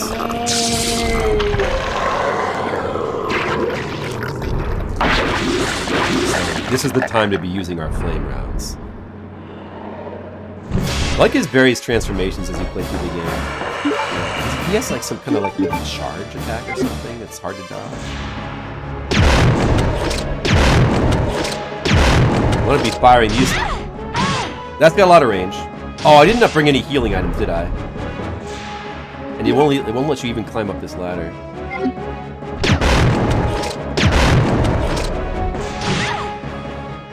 Let me pass. Oh, already damaged.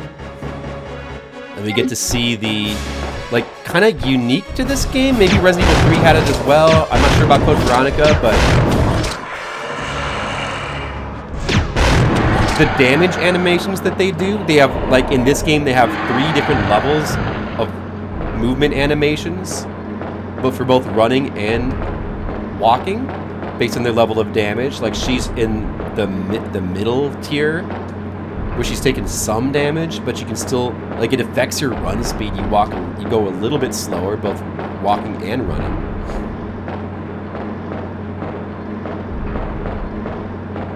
And if you go into the red, you have a different animation, and this is for both characters as well. And that is so cool. The side characters don't have it though. Like Sherry doesn't have that. I don't remember if I don't remember if Ada has the 3 different levels of animation.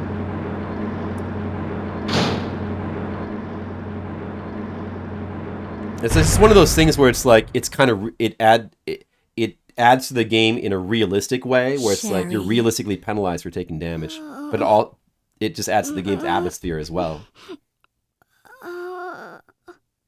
And of course, they would never put that in a more modern Resident Evil. But it's like this game exists in a window where they could have cool stuff like that, cool ideas.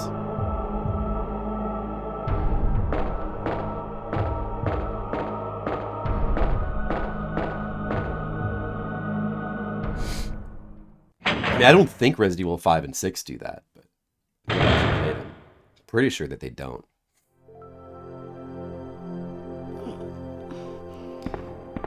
Claire? Oh, you're finally awake.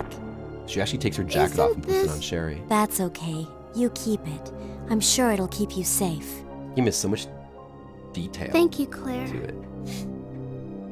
Even though I'm an only child, neither of my parents ever spent much time with me because of their work. Red mages! I grew up alone. But now that you're with me, I finally have someone to rely upon.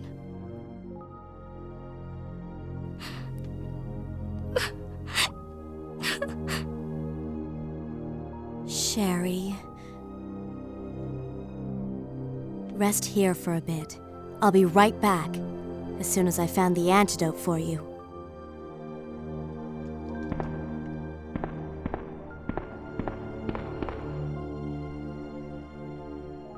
And meanwhile, we're in a new area. We can get more. We can harvest the room for more items. So, like, they actually made a different character model for Claire. Since you're taking your jacket off and putting on Sherry, so they both have different character models. If you're wearing her other costume, I think Sherry will just automatically get the jacket, but of course it doesn't change her model. It's just like, you know, it's just like a funny thing. Like, where does that jacket come from?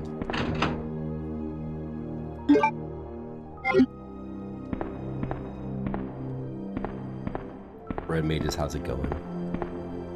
Been watching more Blind Dead movies. Security manuals.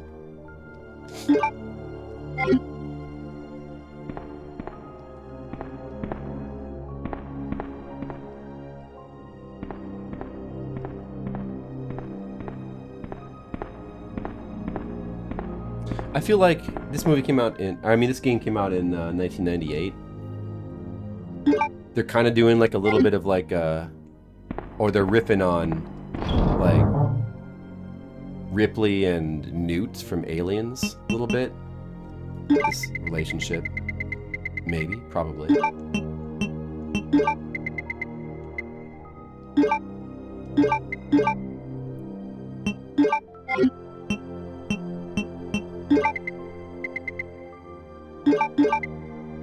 I guess we should be coming up to the lab now. Like we're close to the end of the game.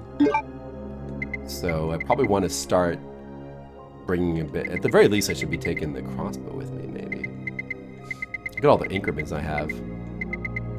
Am I doing both campaigns? Yeah, of course. You got it. Like this game especially.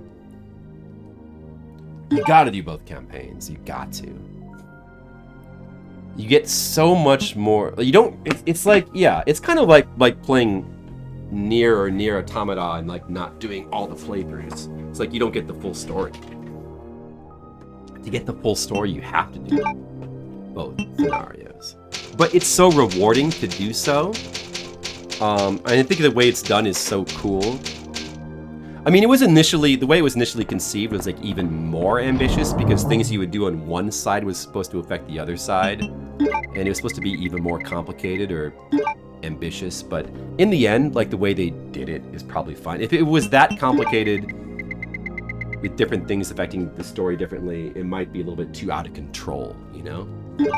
Honestly, like the way they ended up doing it where you're basically playing through the game twice, more or less, but the second time is more, you get to see the, quote, other side of the story. You know, you get to, and you do get to see things that happen in one side, you get to see the other side of them, how things, one thing affected the other, like to a little, like a small extent. And you get, on top of that, like additional story stuff and like additional bosses and a new final area, a new final boss, a new credits, you know, and it's like the true ending to the game. It's very, very satisfying. And yeah, you do have to play through the game twice to, you know, but the game is so good that's just fine. It's totally, totally fine. It's not a problem with it at all. I'm not gonna, I mean, I have plenty of green herbs. I probably should just go ahead and use this one. Did we fully harvest the room? Made all those assets. I mean, they made, I mean, but to be fair though, like the second, it's not like, it's not really done out of laziness. It doesn't feel like it's done out of laziness. Like, you know, which, you know, I guess Countdown Vampires does that kind of, like, it does that thing too. And like, by all accounts, it does feel like padding in that game. But there's so much added cool stuff in the second playthrough that it feels like it feels fully fleshed out. It doesn't feel lazy at all. There's like a ton of new assets in the second playthrough. Yes? Okay. Did we get the bass music here?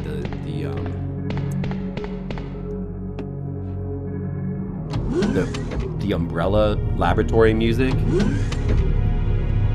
Another extremely good track. Listen to how good the music is in this game. It's crazy good. They do not make soundtracks like this anymore. They can't. They don't know how to. They've lost the brain technology to make music that's good. Like the music is so wait a second. Am I buffering or something? Like, is the connection bad? It just happened again where the chat disconnected. Is my connection bad right now? I have dropped a little bit of frames, but not too much. Hopefully it's not too bad. Need the fuse for here. It's good for you. Oh, well, that's good. That's good.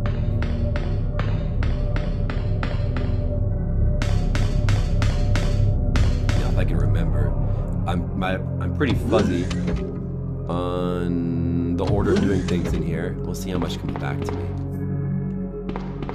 Let's see, I think you need the MO disc for this. No, wait. Yeah, no, you can't do that. Or, I don't know. Something else. Hey, it's booster rated these skills. Card key for that door. And this is the freezer area? What was in here? Skills, we were just talking about how this game was a masterpiece. It's like a prime masterpiece of gaming. Like, you know, the tank controls in this game are genuinely extreme. Like, they're perfect for the game as designed, and the game plays well. The game genuinely plays really well. It just feels good to play. And the only reason people, like, these days don't think it plays well is because people just, you know, don't have the patience to take, like, a couple seconds to, like, get used to the... That's a small exaggeration, but... You know. It's just, you know, you just have to learn. It's just it's a type of game that you have to learn how to play because people aren't used to this kind of game anymore. But it plays so well once you get used to it, and it, you know, you get to play this like really unique style of game that's like fully cinematic with different camera angles. I'm the only masterpiece? Thanks, Skittles. No, you're a masterpiece as well. Fuse case. I probably need that to encase a fuse. First aid spray. Perhaps I will spray myself with that. Is that all? I mean, wait, I looked at this, right?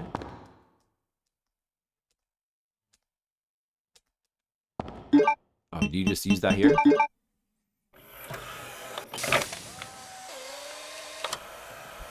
Yeah, I mean, I would say not only the horror, but also just the coolness factor. Like, it's not just whether this game is like, I'm not gonna like try to say that this is like one of the scariest games ever made. It's because it's much more of a B movie type horror thing. You know, it does have suspense. The first game definitely is the best at having suspense because of it's the only really game in the series that fully commits to the survival elements. But this game still has part of that. But like, it's really more just like the coolness. Like the cinematic camera angles gives the game such a unique feeling, where it's like, you know, every room, every scene plays out differently, as opposed to like, you know, just sort of putting the camera behind your shoulder. Resident Evil 4 style, the view is always the same. There's a sameness to like the way like everything unfolds. And you only get that with you can only really have that because of the tank controls. The tank controls are needed to make it work. There's no other control scheme. I mean, it's interesting, in the PS2 era, they tried to like do this style of game with analog control, and it was always more awkward. It was sort of like a give and take thing. It was like, okay, well now I can move in any direction. There's a little bit more fluidity to the movement, but at the same time, now I've got to deal with the camera angle changes and I'm suddenly moving in a different direction. So they try to compensate for that in a lot of PS2 games, where if you're holding the analog stick down in a direction and the camera angle changes, as long as you don't change the direction, you'll keep even if you're like pressing to the right and your character's moving to the left, you'll keep moving to the right. You keep moving to the right, you know, until you change direction. But like then when you want to change direction, it's just sort of awkward, you know. So it was always kind of, they didn't quite know how to like deal with that in the PS2 era, because they wanted to use analog control to try to make it more fluid, but then, and eventually like they just had to, I guess, you know, it was probably because of Resident Evil 4, they decided, well, just screw it. We'll just always just stick the camera behind your character. And like, it's like games have just been like that ever since, or these type of games for the most part. Just been like this. It's like always just, I mean, not like the opposite of this. The Resident Evil games just have not been Resident Evil games since Code Veronica. They've been something else. It's called Resident Evil, but it's not the same. They're not even the same games. It's a totally different kind of game.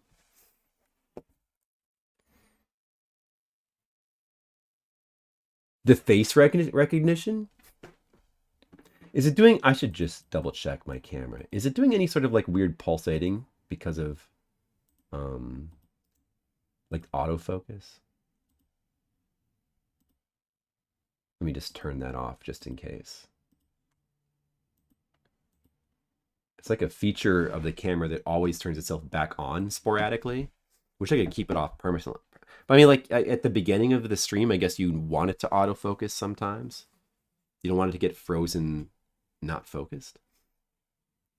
I am 0% Korean, that's true. Yeah, the backgrounds as well. Like there's also, it's a totally different thing, but there's also something to be said for like the charm of pre-rendered backgrounds. There's that as well. Laboratory security manual. Laboratory security manual. Security measurement in case of an emergency. In the instance of an uncontainable biohazardous breakout, perhaps in a game called Biohazard, all security measures will be directed towards the underground transport facility. Sorry. In the instance that any abnormalities are detected among cargo in transit, all materials will automatically be transported from the loading zone to the designated high-speed train, at which point all materials will be isolated and disposed of immediately. In the instance of a Class 1 emergency, the entire train will be purged and disposed of without delay. In the instance that the lab itself becomes contaminated, the northernmost route currently used to transport materials to and from the facility will be designated as the emergency escape route. This route will secure passage to the relay point outside the city limits. Disclosure about any information regarding research conducted here or the existence of this facility is strictly prohibited and will be punished by Security Advisor Skittle Brow. Since it is the top priority to keep all research classified, escape access may be denied under certain extenuating circumstances. Like, for example, if Skittle Brow catches you doing something unfunny. Okay, Booster Shane. Have a good one. Take care. Thanks for the raid. Appreciate it. Oh. Anti-BOW gas sprinkler. Well, I'm going to turn it on. Just in case there's BOWs. Oh, look. There's a BOW right there. Get out of here, idiot. Oh, wait. That doesn't actually do anything.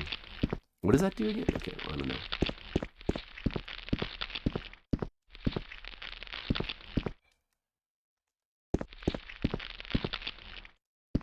Sprinkling the anti-BOW gas. You get more free antidotes here. I'll use them. I don't need to use them now. Well, maybe I just want to like put them in my tea, like for fun. What if I just want to use them? Stupid game. Let's check this researcher. Looks like he poured oil all over the place. Only I had a lighter. Only I had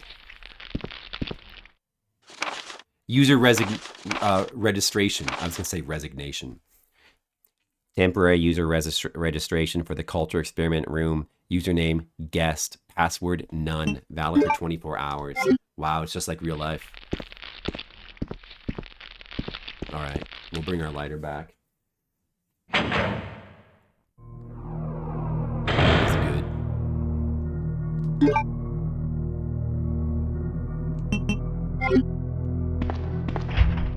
It's locked from the inside.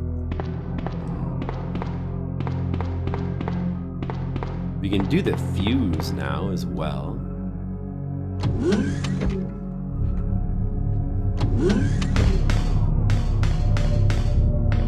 Put that right here.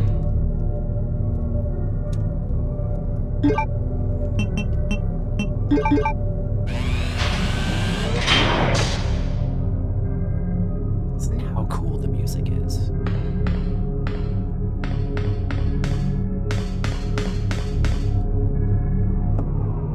Man, the music in this game is just so perfect. Like, it's so amazing. Uh-oh, that zombie just appeared there. And if I recall, did these zombies actually regenerate? These might regenerate. This guy maybe can be run past. I'll shoot him. Oh, he bit me! That son of a... Oh, there's many zombies. Oh, boy. There's many zombies. I should use the crossbow on them. I don't remember if they... Well, let's just go ahead and use another green herb. Because we have tons. I mean, you could just wait and use the first aid spray as well. Because we have tons of those. I have tons of healing in any case. So it doesn't really matter. Yeah, so we need the lighter. We did actually still need that. And that W key maybe you're going to need soon as well. But I don't know. how soon we're gonna need that or not. That's soon, maybe.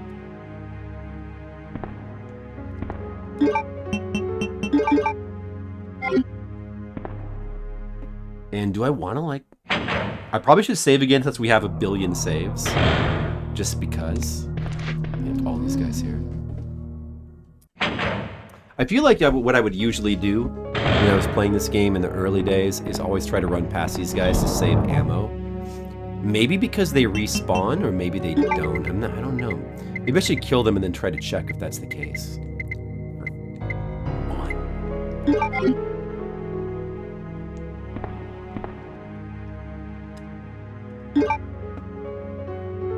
Or it might just be that this room gets repopulated a couple times. But I'm likely to end the game with like tons and tons of ammo left over, so may as well really just use it.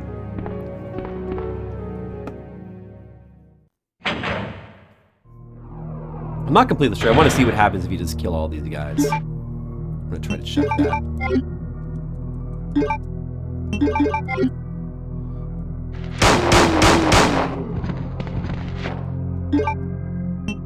Oh, I didn't get my knife. Oh well.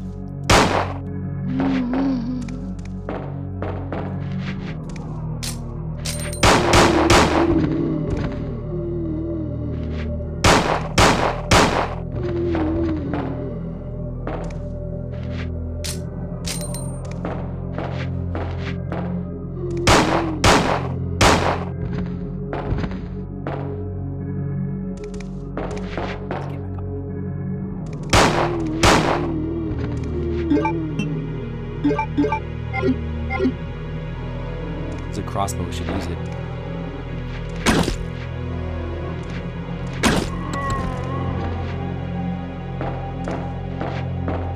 Guy's dead. He died from the crossbow bolts.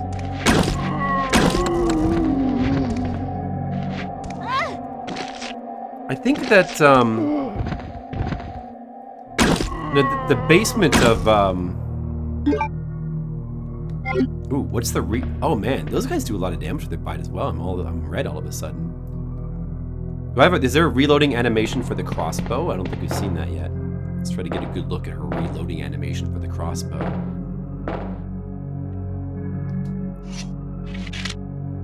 The rarely seen reloading crossbow animation.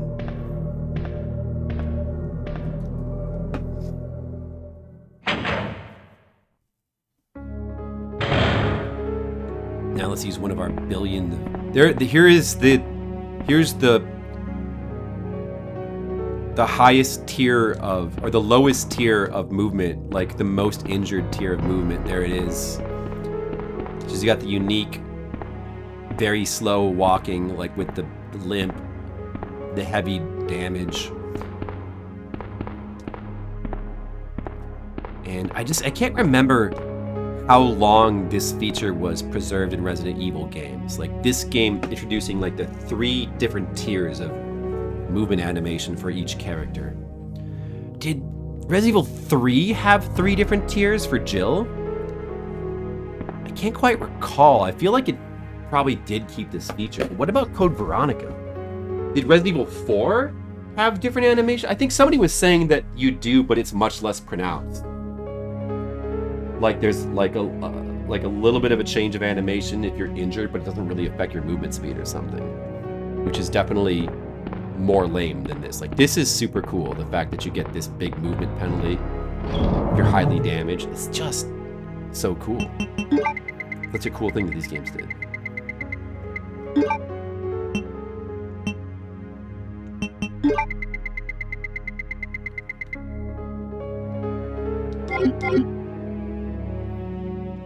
I'll put the crossbow back now, I guess.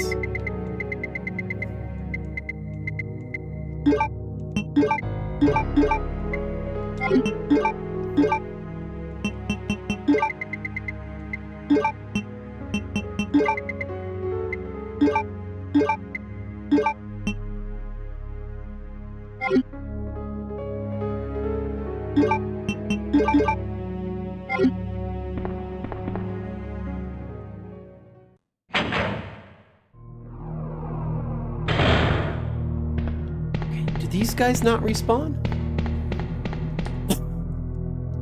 Oh, you can't use that elevator. Not right now. Maybe these guys don't respawn.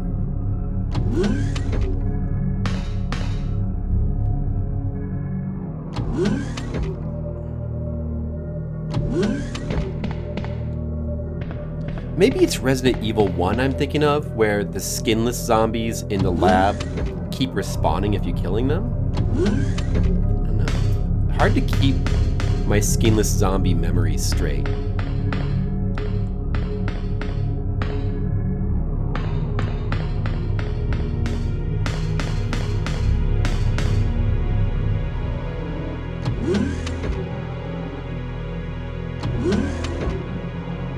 I'm actually, you know what? These games are so good. I'm actually looking forward to playing through it again immediately. I'm actually excited to. Oh, you guess you don't want to. Oh, that's right. Those guys are there. But I still need to do that. Well, I think you probably want to use flame rounds. Worry about them later.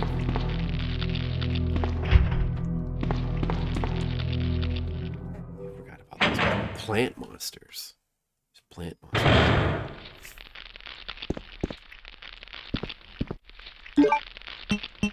Use a lighter to set the fire to get rid of the evil tentacles, which is a thing that's like also done in Silent Hill 1. And I guess the anti-bow is needed to like get the sprinkler to come on there to remove the fire. Then we can actually go in. You get to go through the ventilation shaft. You get a loading screen for that. I forgot about that as well. Oh, there's lickers in here. Oh no, I need the crossbow. I can't even go back.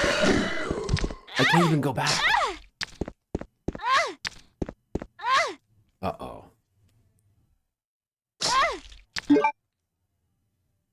I don't know if anybody's keeping track of deaths. But we're not really keeping track of deaths, but if we were, I would do that. Resident Evil. Otherwise, I would just let them kill me as a way to go back to the screen, but it is slightly faster to do it that way anyway. Oh well, to kill this guys again.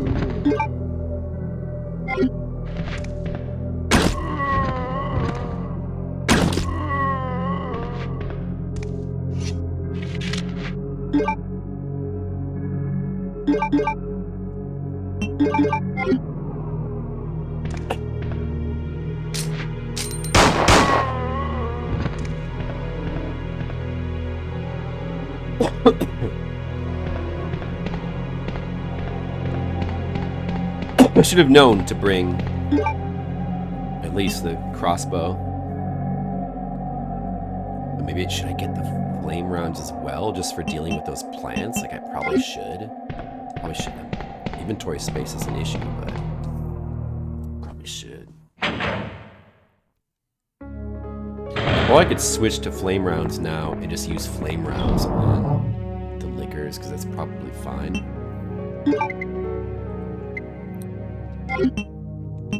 Or just use, I don't need all of this, just 18 rounds is enough. Maybe just bring that and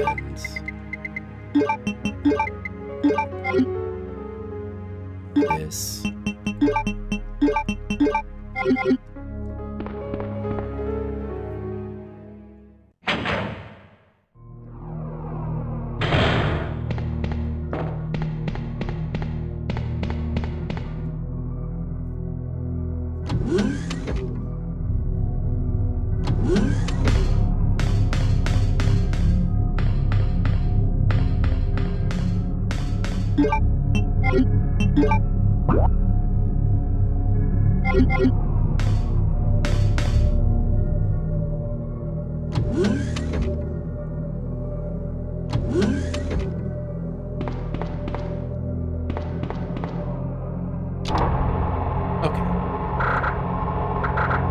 remember these guys being quite easy to deal with if you just use flame rounds. Like, it insta-kills them. Well, they may, in fact, not be that hard to just simply run past. Does that, like, count as poison?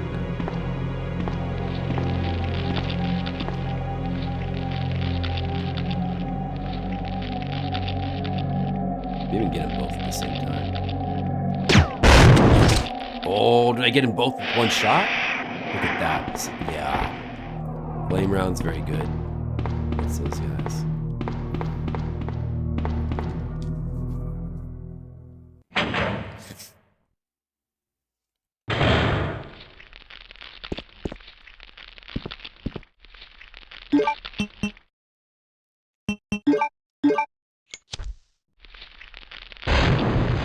It would be interesting if you could use the flame rounds to do this,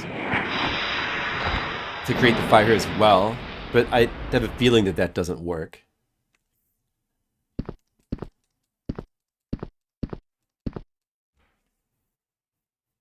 Okay, let's use the crossbow. Like, I think flame rounds are not necessary. Like, we can just use crossbow.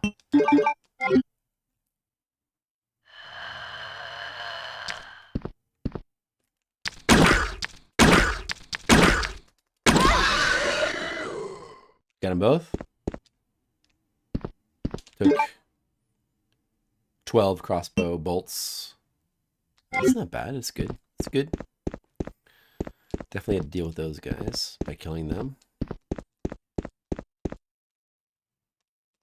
More ink ribbons. I hardly need that, but I guess I'll take them. These machines are useless now.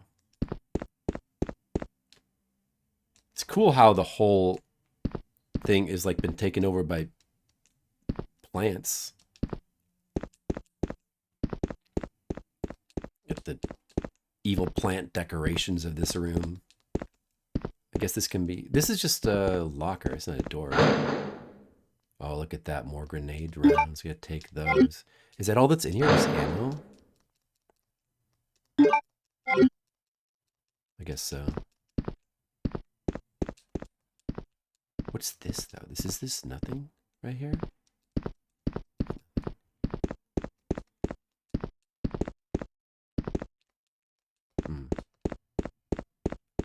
Okay, yeah, I guess that's all that's in there. Grenade rounds are worth getting. I could probably just go fully grenade at this point. I could afford to go fully grenade. Would these guys come back? What's up with that?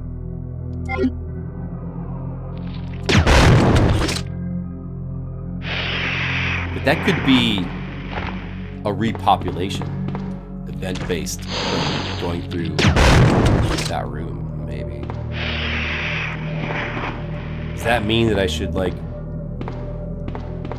Maybe that wouldn't happen if you waited to kill these guys until later?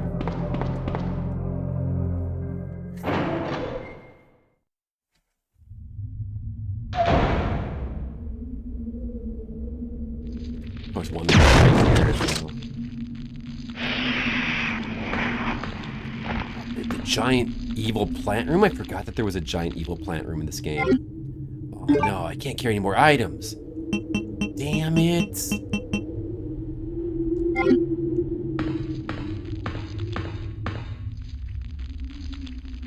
Well, there's no point in going down there anyway if we can't carry more items. May as well go back. Now we'll see if there's even more repopulation. There shouldn't be any more. That one respawn of the plant should be event-based. But will these skinless zombies respawn now? I really need to go back to my box and, you know, a save would be wise. And I really need to dump a couple items, but... Red Mages, you just got a 5-stream streak. And you got 450 peanut butter toasts. How does it feel to have achieved such a momentous milestone in your life? I hope it feels good.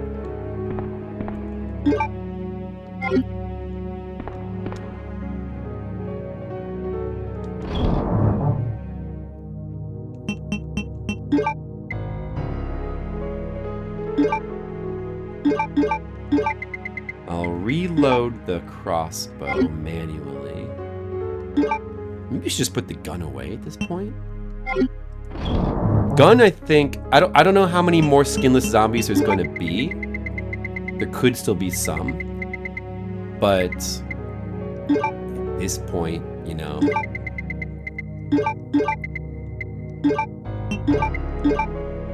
we're probably going to be facing mostly stronger enemies anyway, so maybe it's best to just put the gun away for now. So we use the lighter again. Now, possibly the lighter has no more use anymore. Maybe.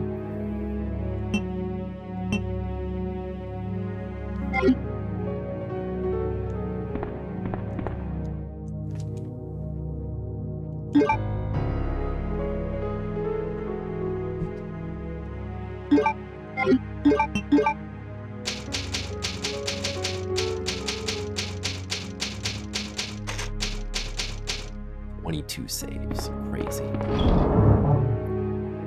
There should definitely not even be 20 saves possible in the game. The maximum you should be able to do is like 15 or something.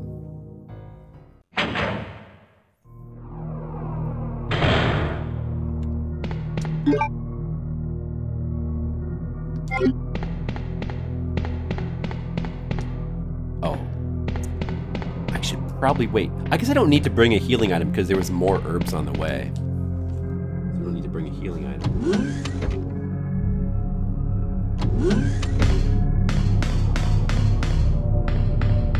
Now, those plants better not respawn again. It's fine that there was a single repopulation, but there better not be a second repopulation. Or else I might have to punish red mages.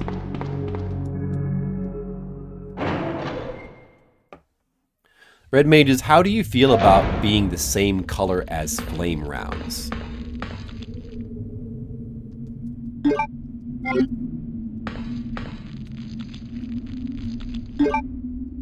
Just hold on to those right now.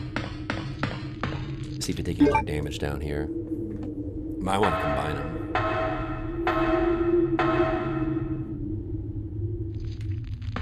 Anything down here?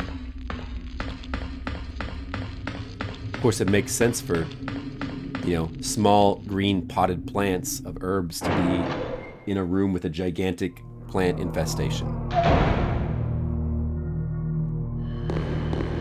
Okay, more of these guys. Makes sense to go back to crossbow.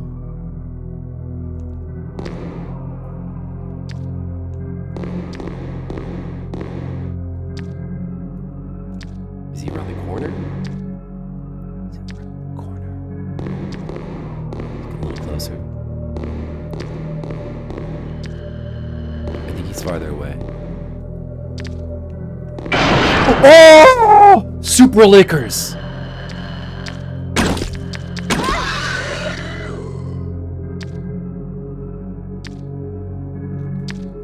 That's a super ultimate super licker. It's gray and bigger than the other lickers. And I'm in orange. I could probably afford another hit. Maybe just a little bit more crossbow. See if I can kill this guy, take him out without. Can I just fire straight ahead? Will it hit him? Oh, that does work. Uh-oh.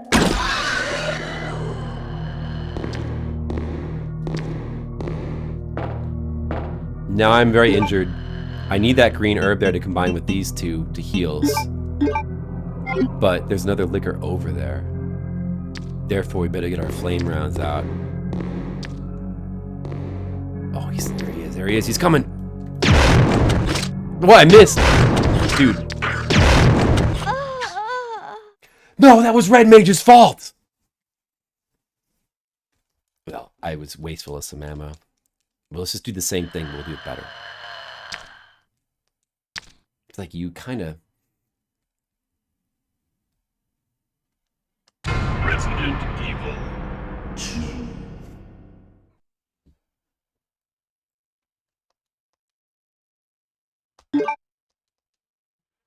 you kind of, I don't know. It's best to just probably take a hit from them, even though they do a lot of damage. Because if you try to fire at them from a distance, well, you can do with the grenade launcher, but the bow gun seems like it will go over. It'll go over them sometimes. It's not good.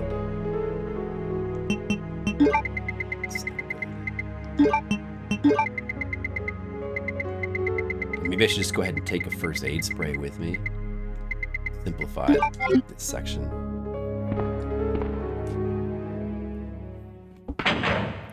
Yes, red mages, it does. But as you are the same color of flame rounds, you can be both the detractor and the savior of my character. You can also burn away my problems. But mages, you weren't here earlier, but at the beginning of the stream I was eating some curry and I put a spicy sauce on that curry. It was very, very spicy. I just ordered it. It's called Ako Miso hot sauce. And it's very spicy. Even just like a couple of drops of Ako Miso. Or Akamiso? Akamiso, I think. Red miso. It can burn your mouth. So I felt as though I just put like a few drops on my curry, but as I was eating that, I felt like I was becoming a burning man. And that made me think of you, red mages. I feel like I finally experienced Burning Man via my mouth.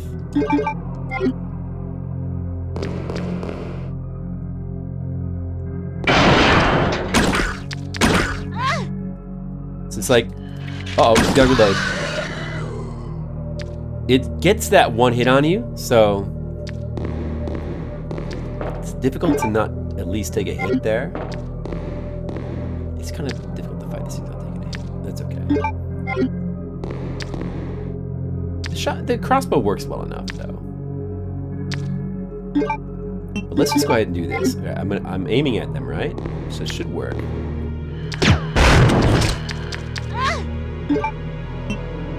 Now let's use the first aid kit. So that's one more hit would kill us, probably. We'll finish him off with this. Finish him off with that. But yet there's one more.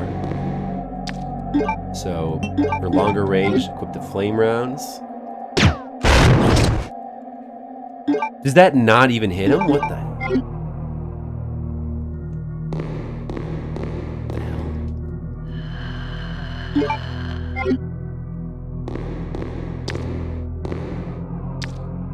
It somehow like didn't even hit him. We'll just finish him off with this anyway. Let's wait a little longer.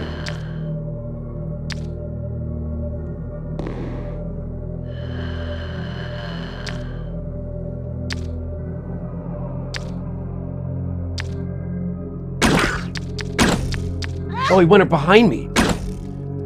What? Why am I not hitting him? Dude.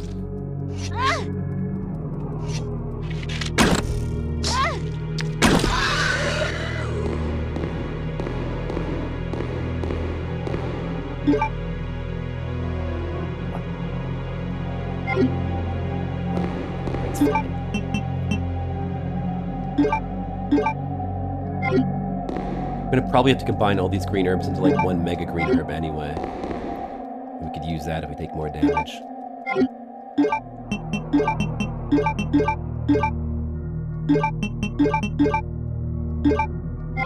Mega green. Alright. It's fine. They give you plenty of herbs here. So much supplies. All supplies we need.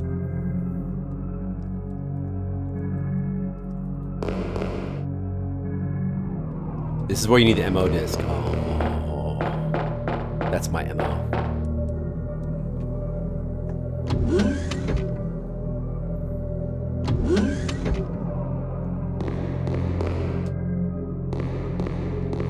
this is like I remember this room vividly, like the big computer room, right? Yeah, with all the monitors, I remember this. I know we can save our game here as well if we had an encrypt, which we don't.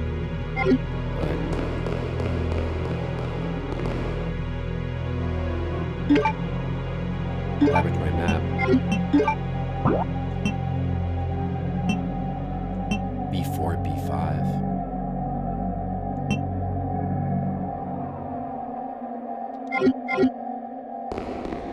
I'm pretty sure there's a typewriter here.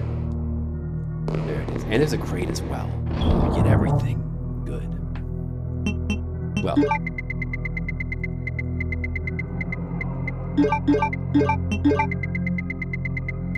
Let's go ahead and put this stuff in here until we need it. Get, is there more crossbow bolts? I think that there should be. Oh, is that it for the crossbow bolts? That's fine. Let's go ahead and use them up. Oh, but I probably do want to save again. May as well save. Game base gives us practically unlimited saves. We may as well use them.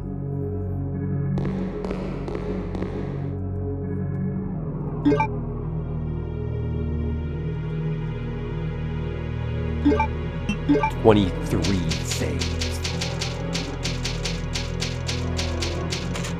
Could I be any more safe?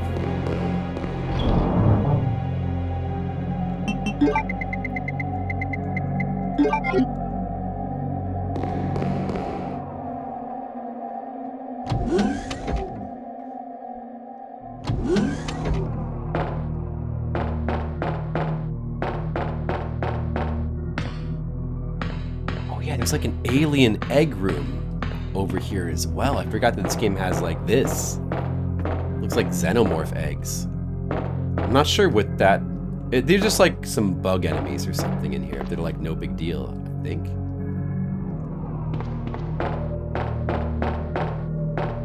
Might be here too early. I never went the other way. It's like the second red herb I've come across in the game. Maybe?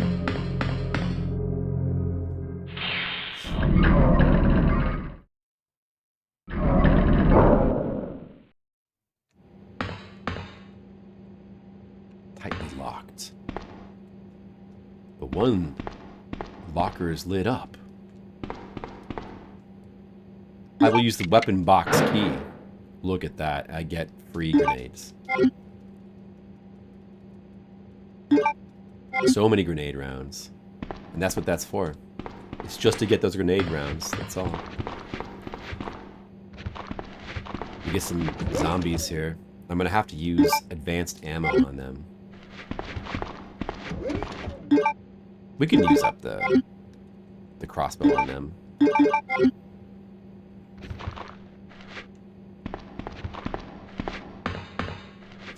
This is a really cool camera angle for zombie action.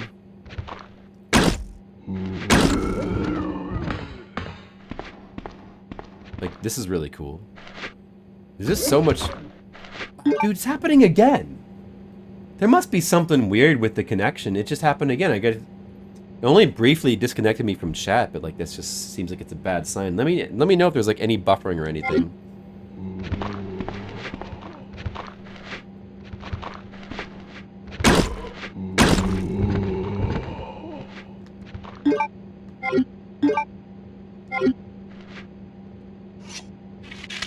Yeah, natural reloading animation.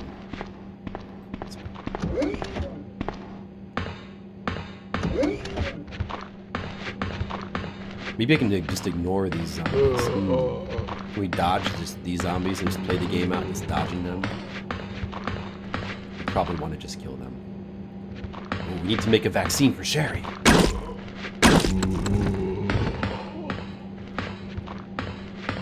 But that guy over there, he's so slow, he's never going to get here. There's the card key we've been needing.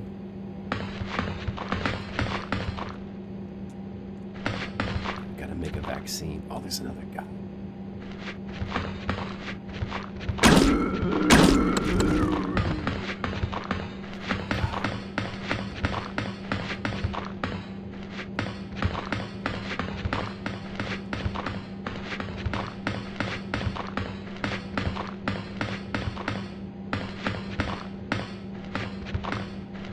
smell some kind of food situation happening in the downstairs area of my house.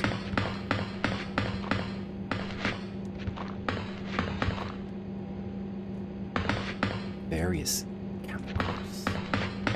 What kind of experiments could have taken place in this area? What kind of experiments could have been performed? Yeah, I buffered. Ah, bummer. I guess the internet is like fucked up today. I don't know why it would be. I'm not doing anything. I'm not doing anything that should make it be fucked up. Let me try to just double check that I'm not doing anything. Am I doing something? Is something downloading?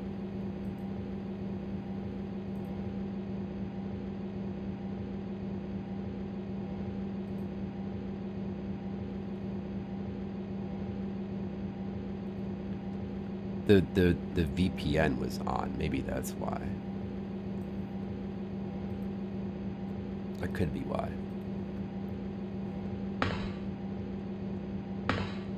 Gotta remember to turn that off. Is that okay? What did I got the card keys, so we have that. I probably want to go back.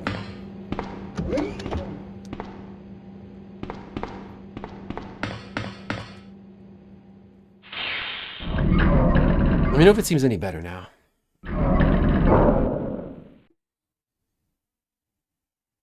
Annette! Annette. You killed William. I'll never forgive you for that. Wait! I didn't kill him. He's still alive.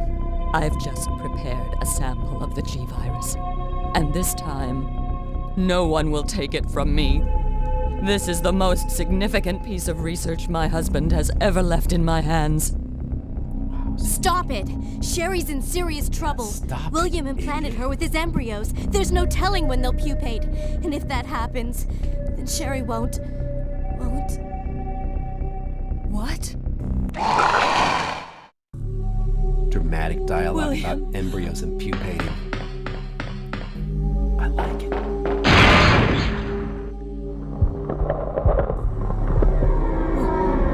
William, you're alive. Uh-oh. I don't think he likes her anymore.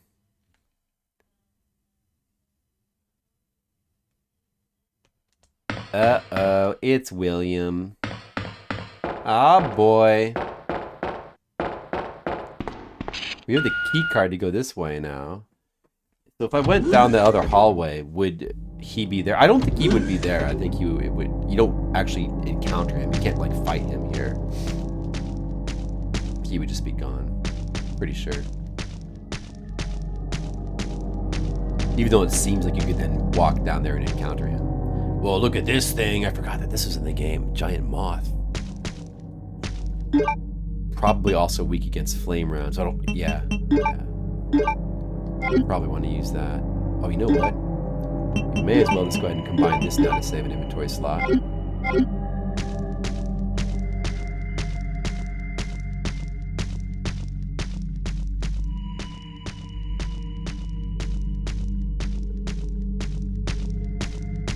totally forgot there was like a random giant moth.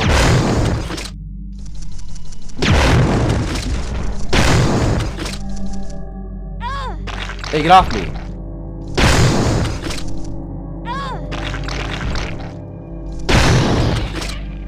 Alright, 5 flame rounds will do it.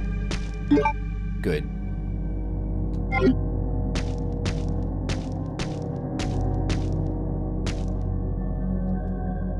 There's also like some little larvae on the computer.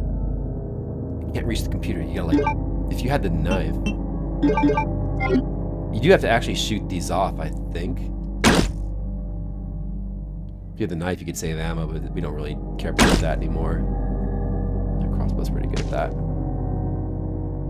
Will you operate the computer? Skittles, should I do it? I'm doing it. Umbrella Rodham system. Culture experiment room staff registry accessing ... Enter your username. My name is Skittle Brow. Or maybe it's just guessed.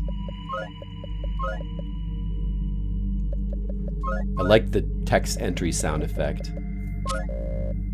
Register your fingerprint. Please wait. Registration complete. Valid for 24 hours. I only hope that's enough time. Yes, I'm registered. Skittles, I've finally registered. I registered my finger. Too bad you can't destroy these eggs like in Aliens. Alright, is that it? That's all you gotta do here. Is just do that. You probably could do that without even killing that thing. Basically, the reason why those things are on the keyboard to block you like that is to sort of force you to fight that boss. It's really the only reason. Because it's like there's an obstacle you have to deal with. It would be hard to sort of... But I mean, you could go in there if you know what to do, really quickly shoot those things, do the computer and run out. And probably ignore that thing. Probably you could do that. Oh, there she is. William is still alive. He's getting stronger with each skin he casts off. Sherry! Tell me what I need to know. How can I save Sherry? I have detailed information. Everything you need to know to prepare the antidote is right here. Instructions for synthesis of the G virus antigen. G vaccine, codenamed Devil.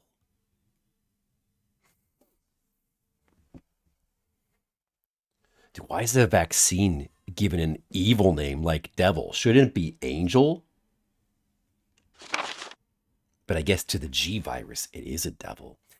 As of yet, I've been paying attention. The game has never at any point said what G stands for. We discussed this on the last stream. Apparently, if you look it up in the wiki or something, it says like it stands for like Galagos, some sort of mythological thing. Galagos is what it's supposed to stand for, but I'm pretty sure there's no point in the game, unless it's like super hidden, there's no point that ever says what it is. It's like, it's not Gollum, Skittles. That's wrong. It's not Gojira. They do red mages. That's good. No, I mean, I don't know. This is, like with T virus, it's Tyrant. I don't know. I just think it's, T virus, Tyrant, it's cool.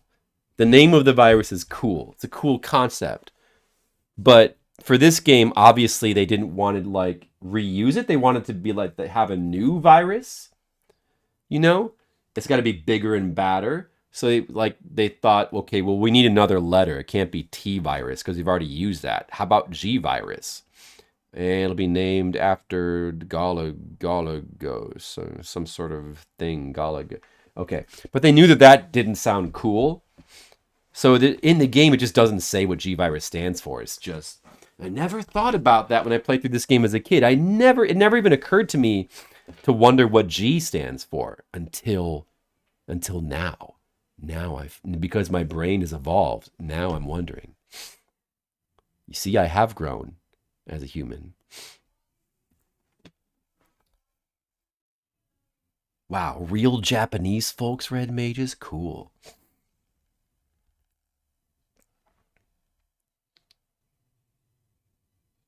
That's funny, red mages.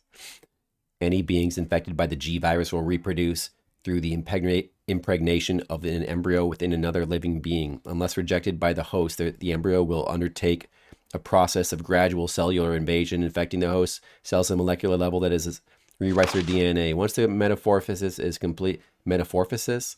Yeah, okay, you know what? I don't need to read all this, right? Oh, there's kind of a lot there.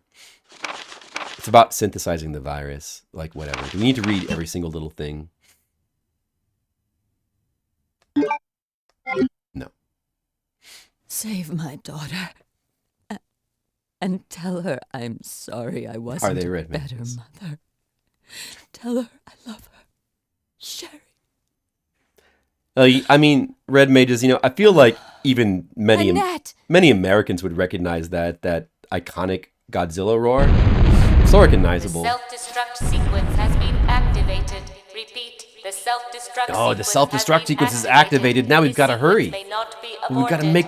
All employees proceed to the emergency car at the bottom platform. It cannot be aborted. There's no abortion allowed. Oh my goodness. We better hurry up and make that virus. Or, I mean, antidote. We need to quickly make... Actually, it's not timed yet. We don't have to be quick, because even though it says that, there's no timer in effect until the timer comes on.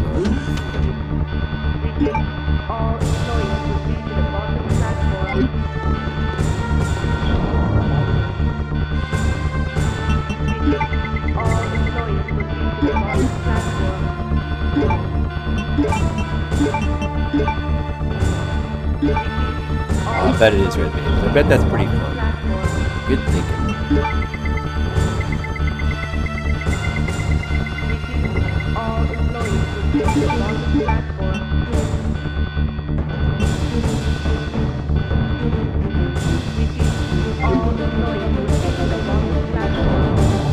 I'll just stick to flame. We can put these away. We need to carry these around. Probably should save as well. Should save. Or maybe we'll save up when we get to the top.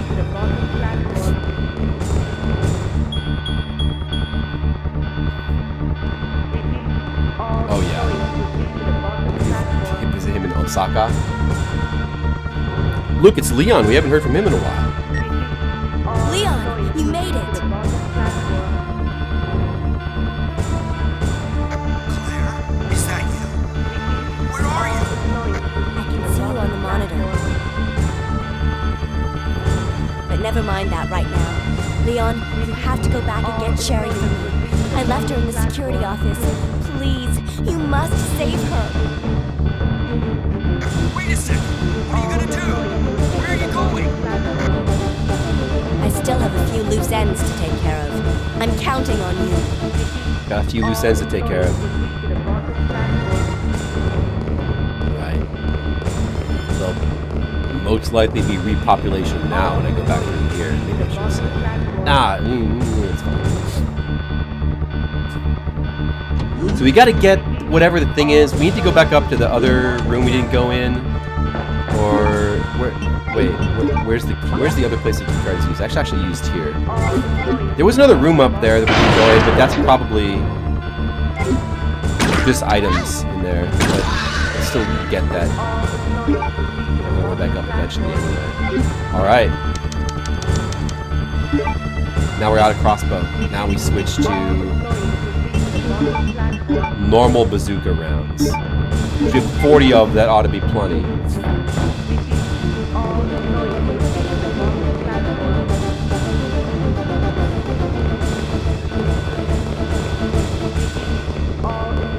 We had to go to wherever we get the vaccine. And we got to come back down here to synthesize it, I think.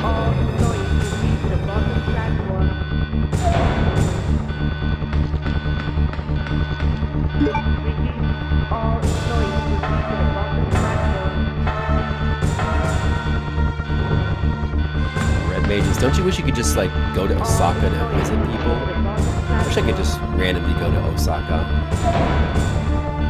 I've been to Osaka before a couple times.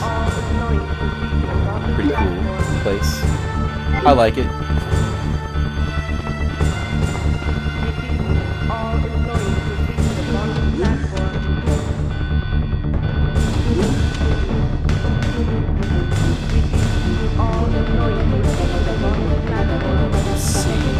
Will be zombie repopulation here? We tell Leon to like get Sherry, but I probably want to go back to that room anyway. No repopulation here. Well, the zombies really don't respawn normally, like under normal circumstances. It is good to clean them up. Maybe I was thinking of Resident Evil 1.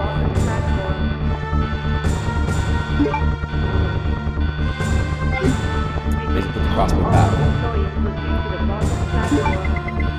Done with the crossbow for now.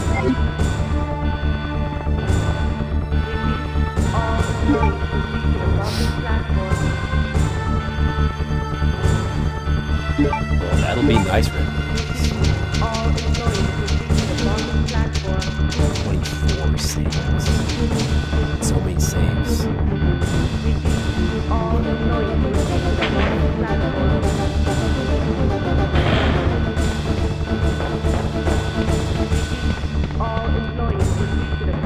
It's kind of fun to run around in injured status for a while. Injury tier 1 status.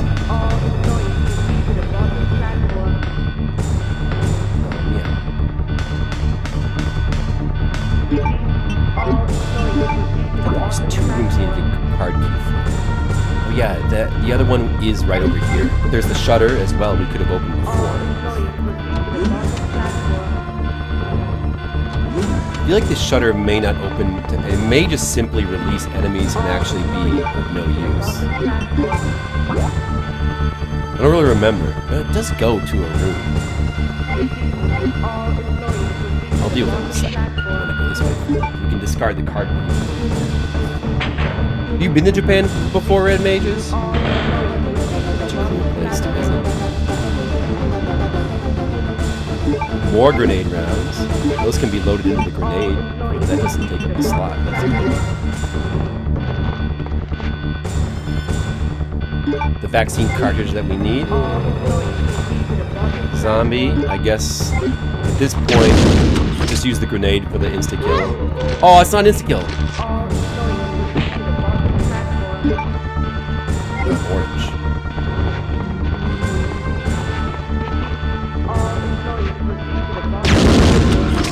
Is that an insta-kill?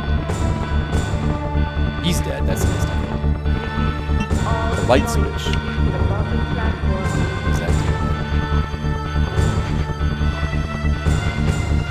If I shoot him in the head with the grenade, it'll be a definite insta-kill.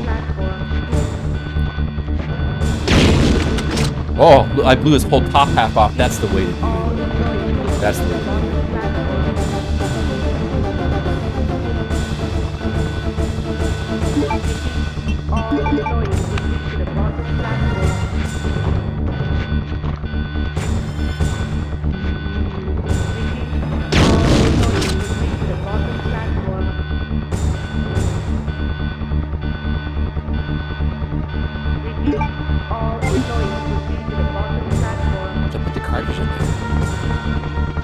I need to get another thing to mix with it.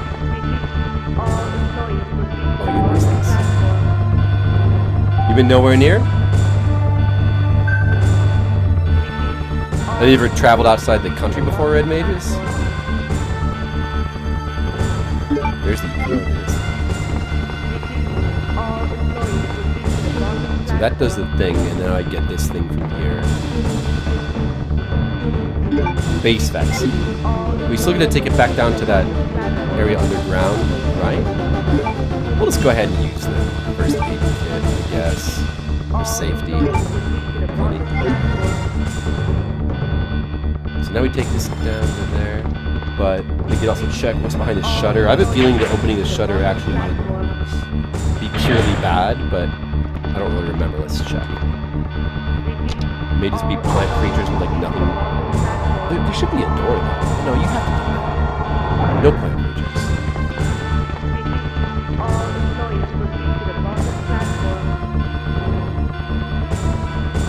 Oh, I can open this because of the fingerprints.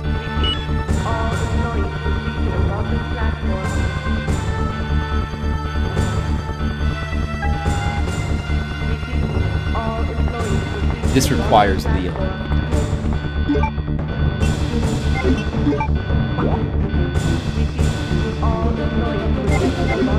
That's it. Oh, it's Canada and Juarez. There's Juarez in Mexico. It's Canada and Mexico.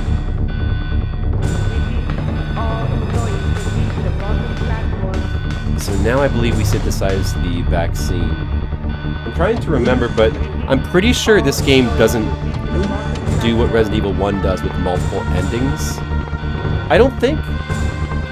It just simply has a different ending. It has separate endings for A and B scenarios, and then that's it. I believe.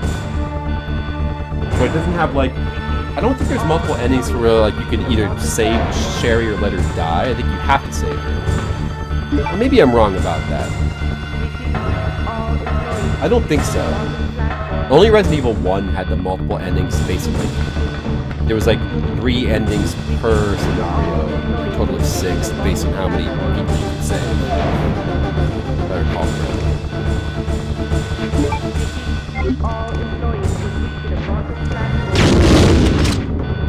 Oh, they actually that guy took 2. It's just like make sure you're like really at point blank range. Oh, these guys are just tougher. They just can't kill one grenade even. Would have been good to like use up bullets here.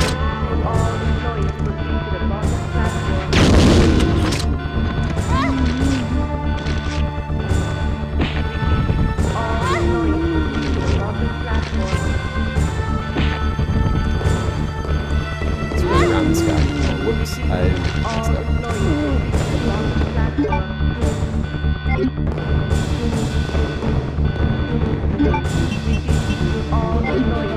Ammo disc is used here, but we also get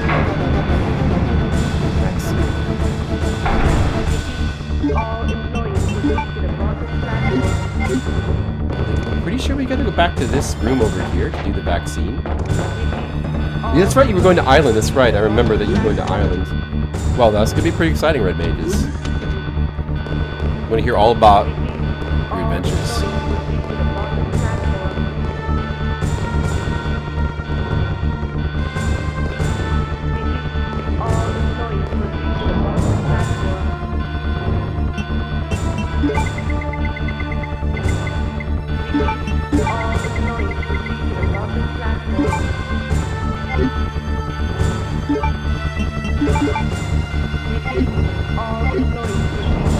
Maybe we'll go ahead and grab the gun, use a little bit more gun as well.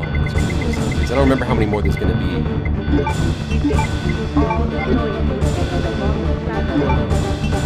But I don't know if I have the inventory to make that work.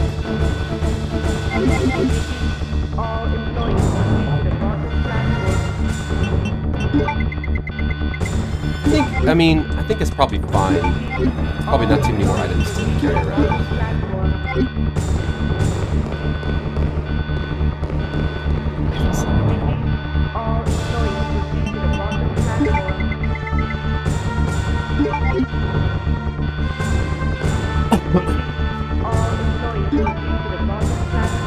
We'll be guarding my doorstep for 3 weeks. There's internet in Ireland, though.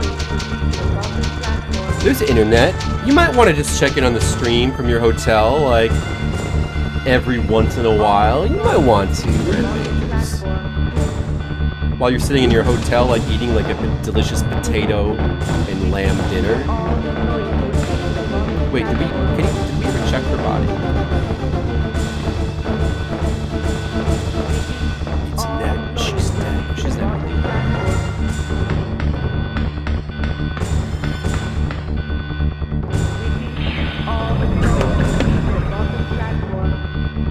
Like right at the end of the scenario, pretty much.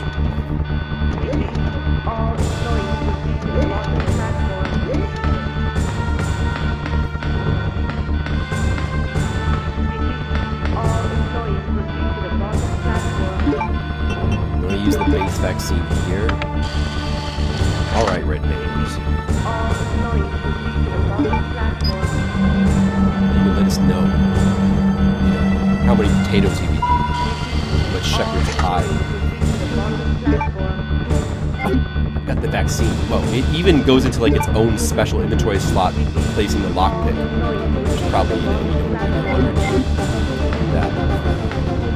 That should be all from here. And then we go to where we unlock the ammo disc.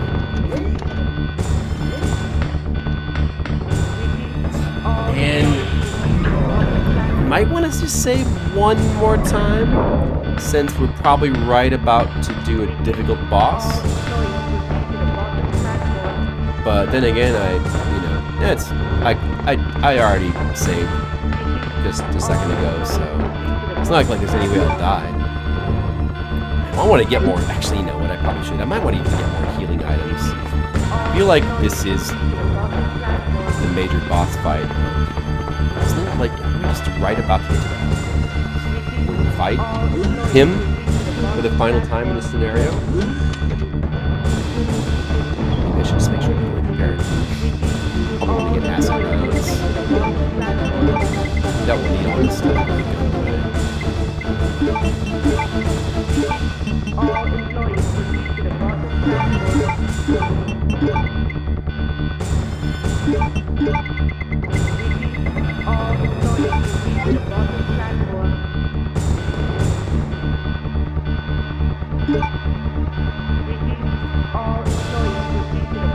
Three-star Michelin restaurant. Oh. The Charter House. I don't know, it sounds fancy. Fanciest of potatoes. Do you think they serve anything that's like remotely, like culturally Irish? Like some very, very fancy version of shepherd's pie? Or is it just gonna be like steak, lamb chops? Maybe they'll have like Asian food. They'll just have like a variety of like just delicious gourmet food. Wait, oh no, wait, the other way I go?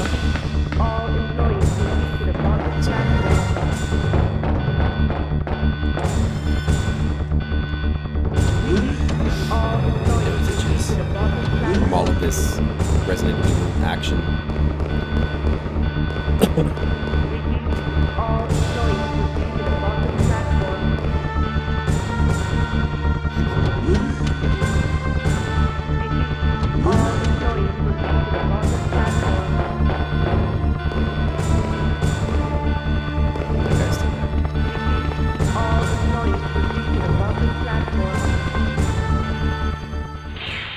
Biohazard on the walls there.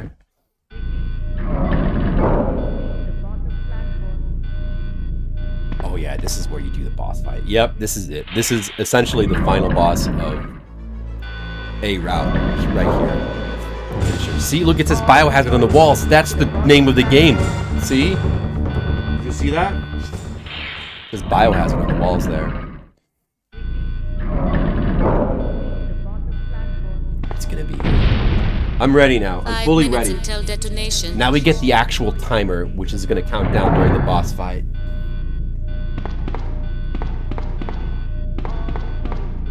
Oh boy.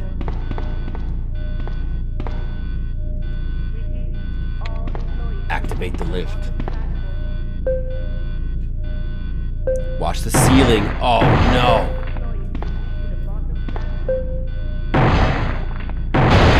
Who put this idiot here? And he gets the opera singer's music. That does not have the range.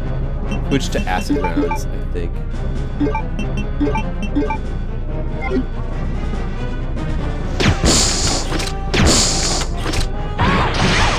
I'm not sure what does the most damage. Do I dodge that hit?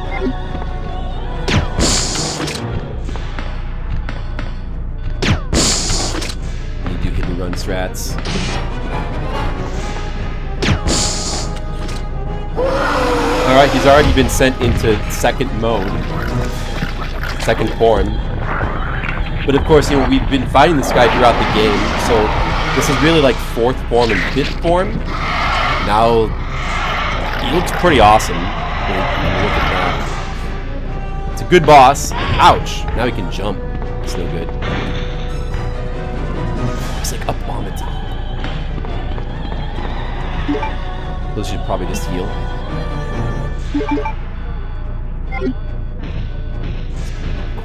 He's like running into a wall. He's confused. I don't really know how you really dodge this guy. It's probably best to just stand in one place and just attack him. Or maybe that's a bad idea.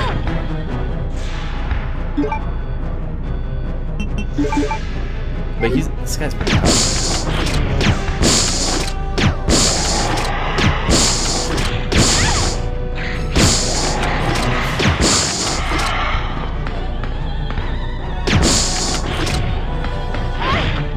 probably a method.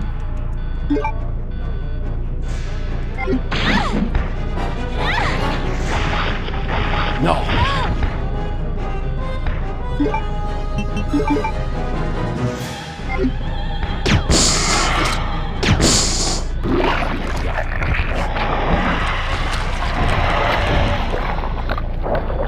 But I don't really know how to handle it other than just to tank his hits and just pump him with grenades.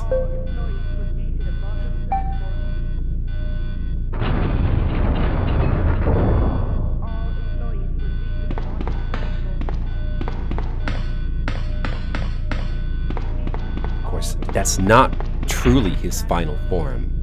You don't get to see his true ultimate form unless you play through the game in B mode. Oh, we get one of the famous Japanese diagonal elevators as a loading screen. Did you guys see that? Are you allowed to go back up? No. She says you can't go back. Of course, we gotta listen to Claire. She knows what she's talking about. I guess since we're being timed, we should probably hurry. You don't really get the rocket launcher thing in this. You kind of get that in the B scenario. Like the classic pirate fight where you... This is the final SMV. Hurry!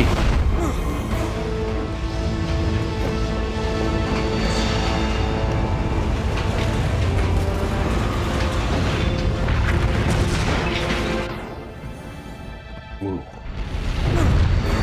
Sherry! Stay down.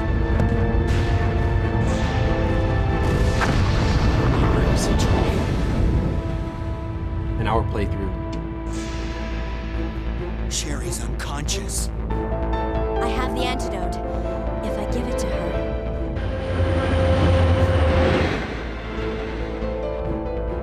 Claire, what's happening? Not now. Come on, Sherry, wake up. Wake up. Please wake up. Claire? Where am I? It worked! Oh, Sherry, you're gonna be okay. Thanks, Claire.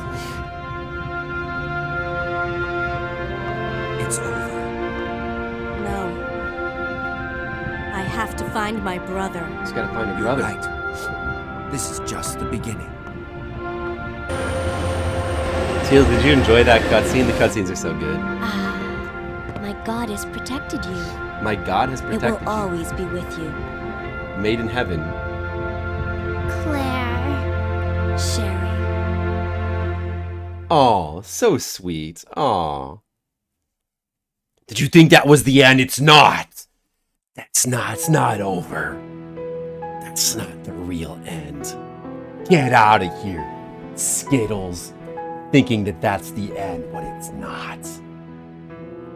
Now we get some nice piano music of the main theme, but it's not the awesome guitar version of the main theme you get for the true ending. So it's trash.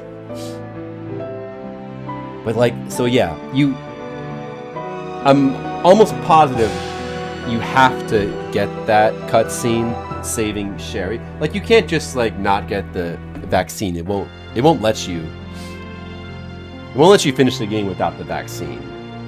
It's not a separate cutscene where Sherry dies. Although this game would be crazy enough to have that kind of. But like, there is an. I believe if you do Leon first, like Leon A, you get a unique scene because there's no Sherry in Leon A.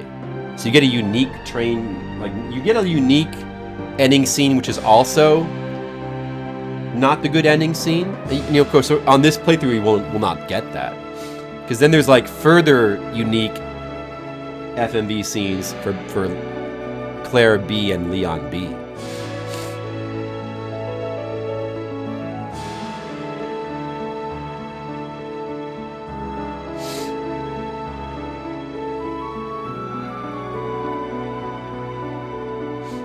The credits song for the B route for the true ending is like really good as well.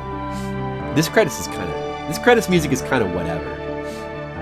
It's no Still Dawn from Resident Evil 1. Resident Evil 1's credits theme is so good. It's so cheesy, but it's so good.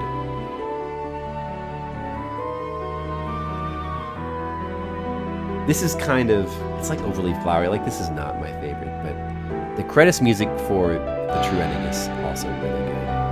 Keiji Inafune. Wow. Yoshiyuki Okamoto. Directed by Hideki Kamiya. Look at all the names in here. We got Kamiya, we got Mikami, we got Inafune. Dude, look at all the classic dudes that helped make this game. So many classic dudes made this. Mikami, Inafune, and Kamiya. That's crazy. And they made one of the best just horror games of all time. This is one of the best horror games of all time. I guess these little like visual like images, like these picture images are depend on your rank. Or it might depend on which playthrough it is and your rank. 9 hours, 26 saves, the worst ranking. Yeah. Oh well. It's a really good image though. I know Red Mage. E for... No, it's E for excellent. Red Mages is E for excellent. Okay? Alright. Now we can save our B mode save. Leon B. Leon B, Red Mages.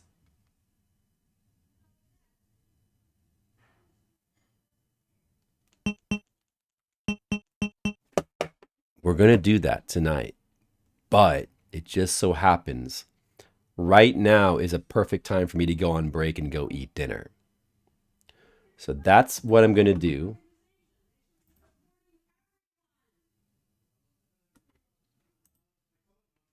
I'm going to play some music. Some nice scary music. I'm going to go on break. I'm going to eat something and I'm going to try to be back pretty soon. Brian, are you streaming? I'm just about to stop for a second. Oh, that's fine. I've got some dinner. Okay. Whatever.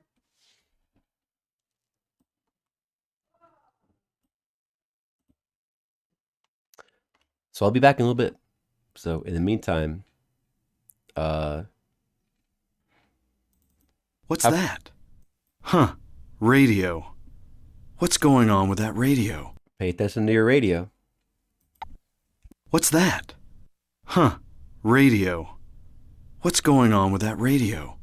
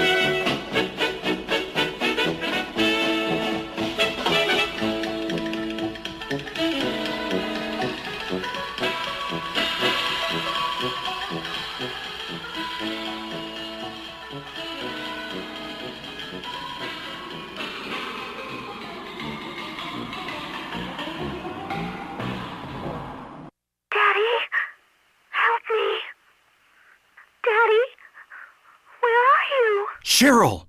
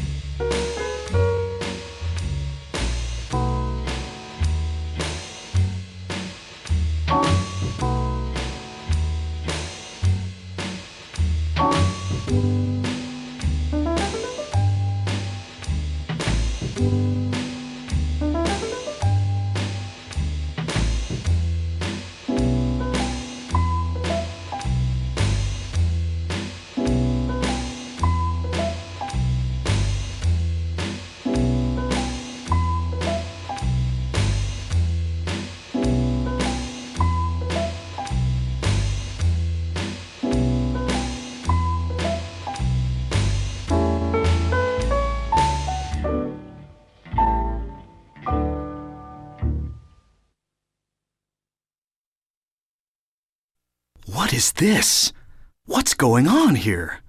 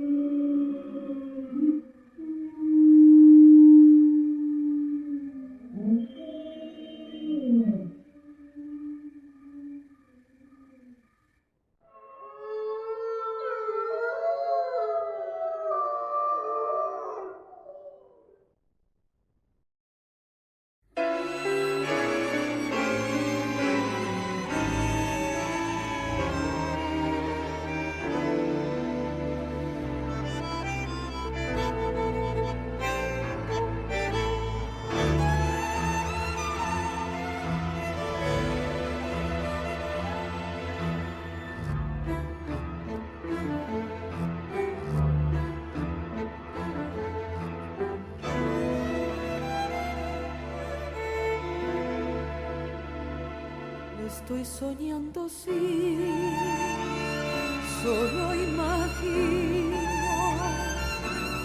todo es real, ojalá que así no fuera. Es solo otro día, otra noche fría, no sé si me buscas o si me esperas, puedo ver en tus ojos y también tu rostro. Quiero verme amada y dormirme abrazada. Dime que me quieres, dilo por favor. No puedo dejarte y menos olvidarte.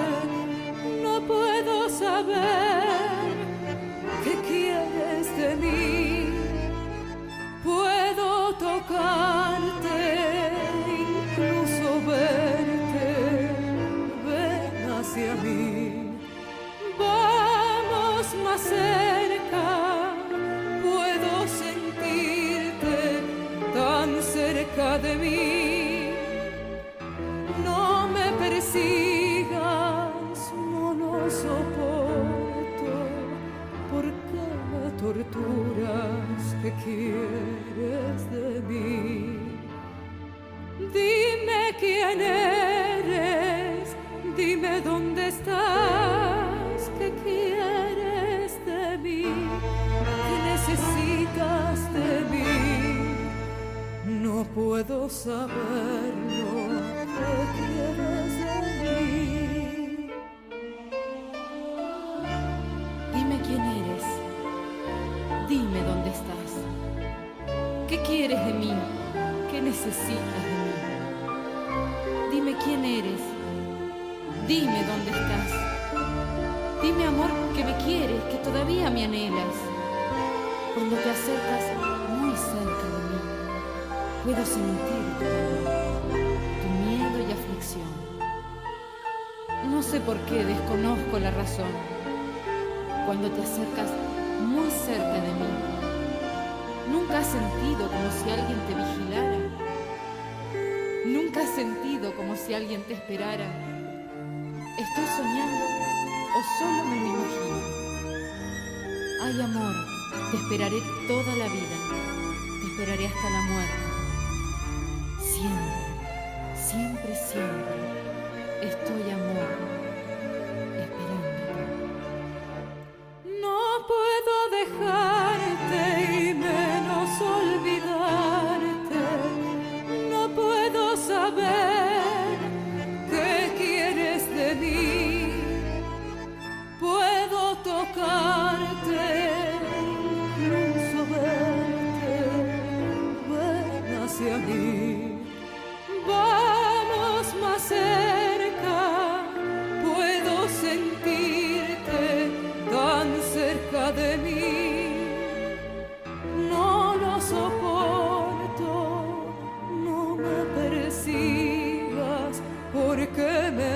criaturas que quieres de mí.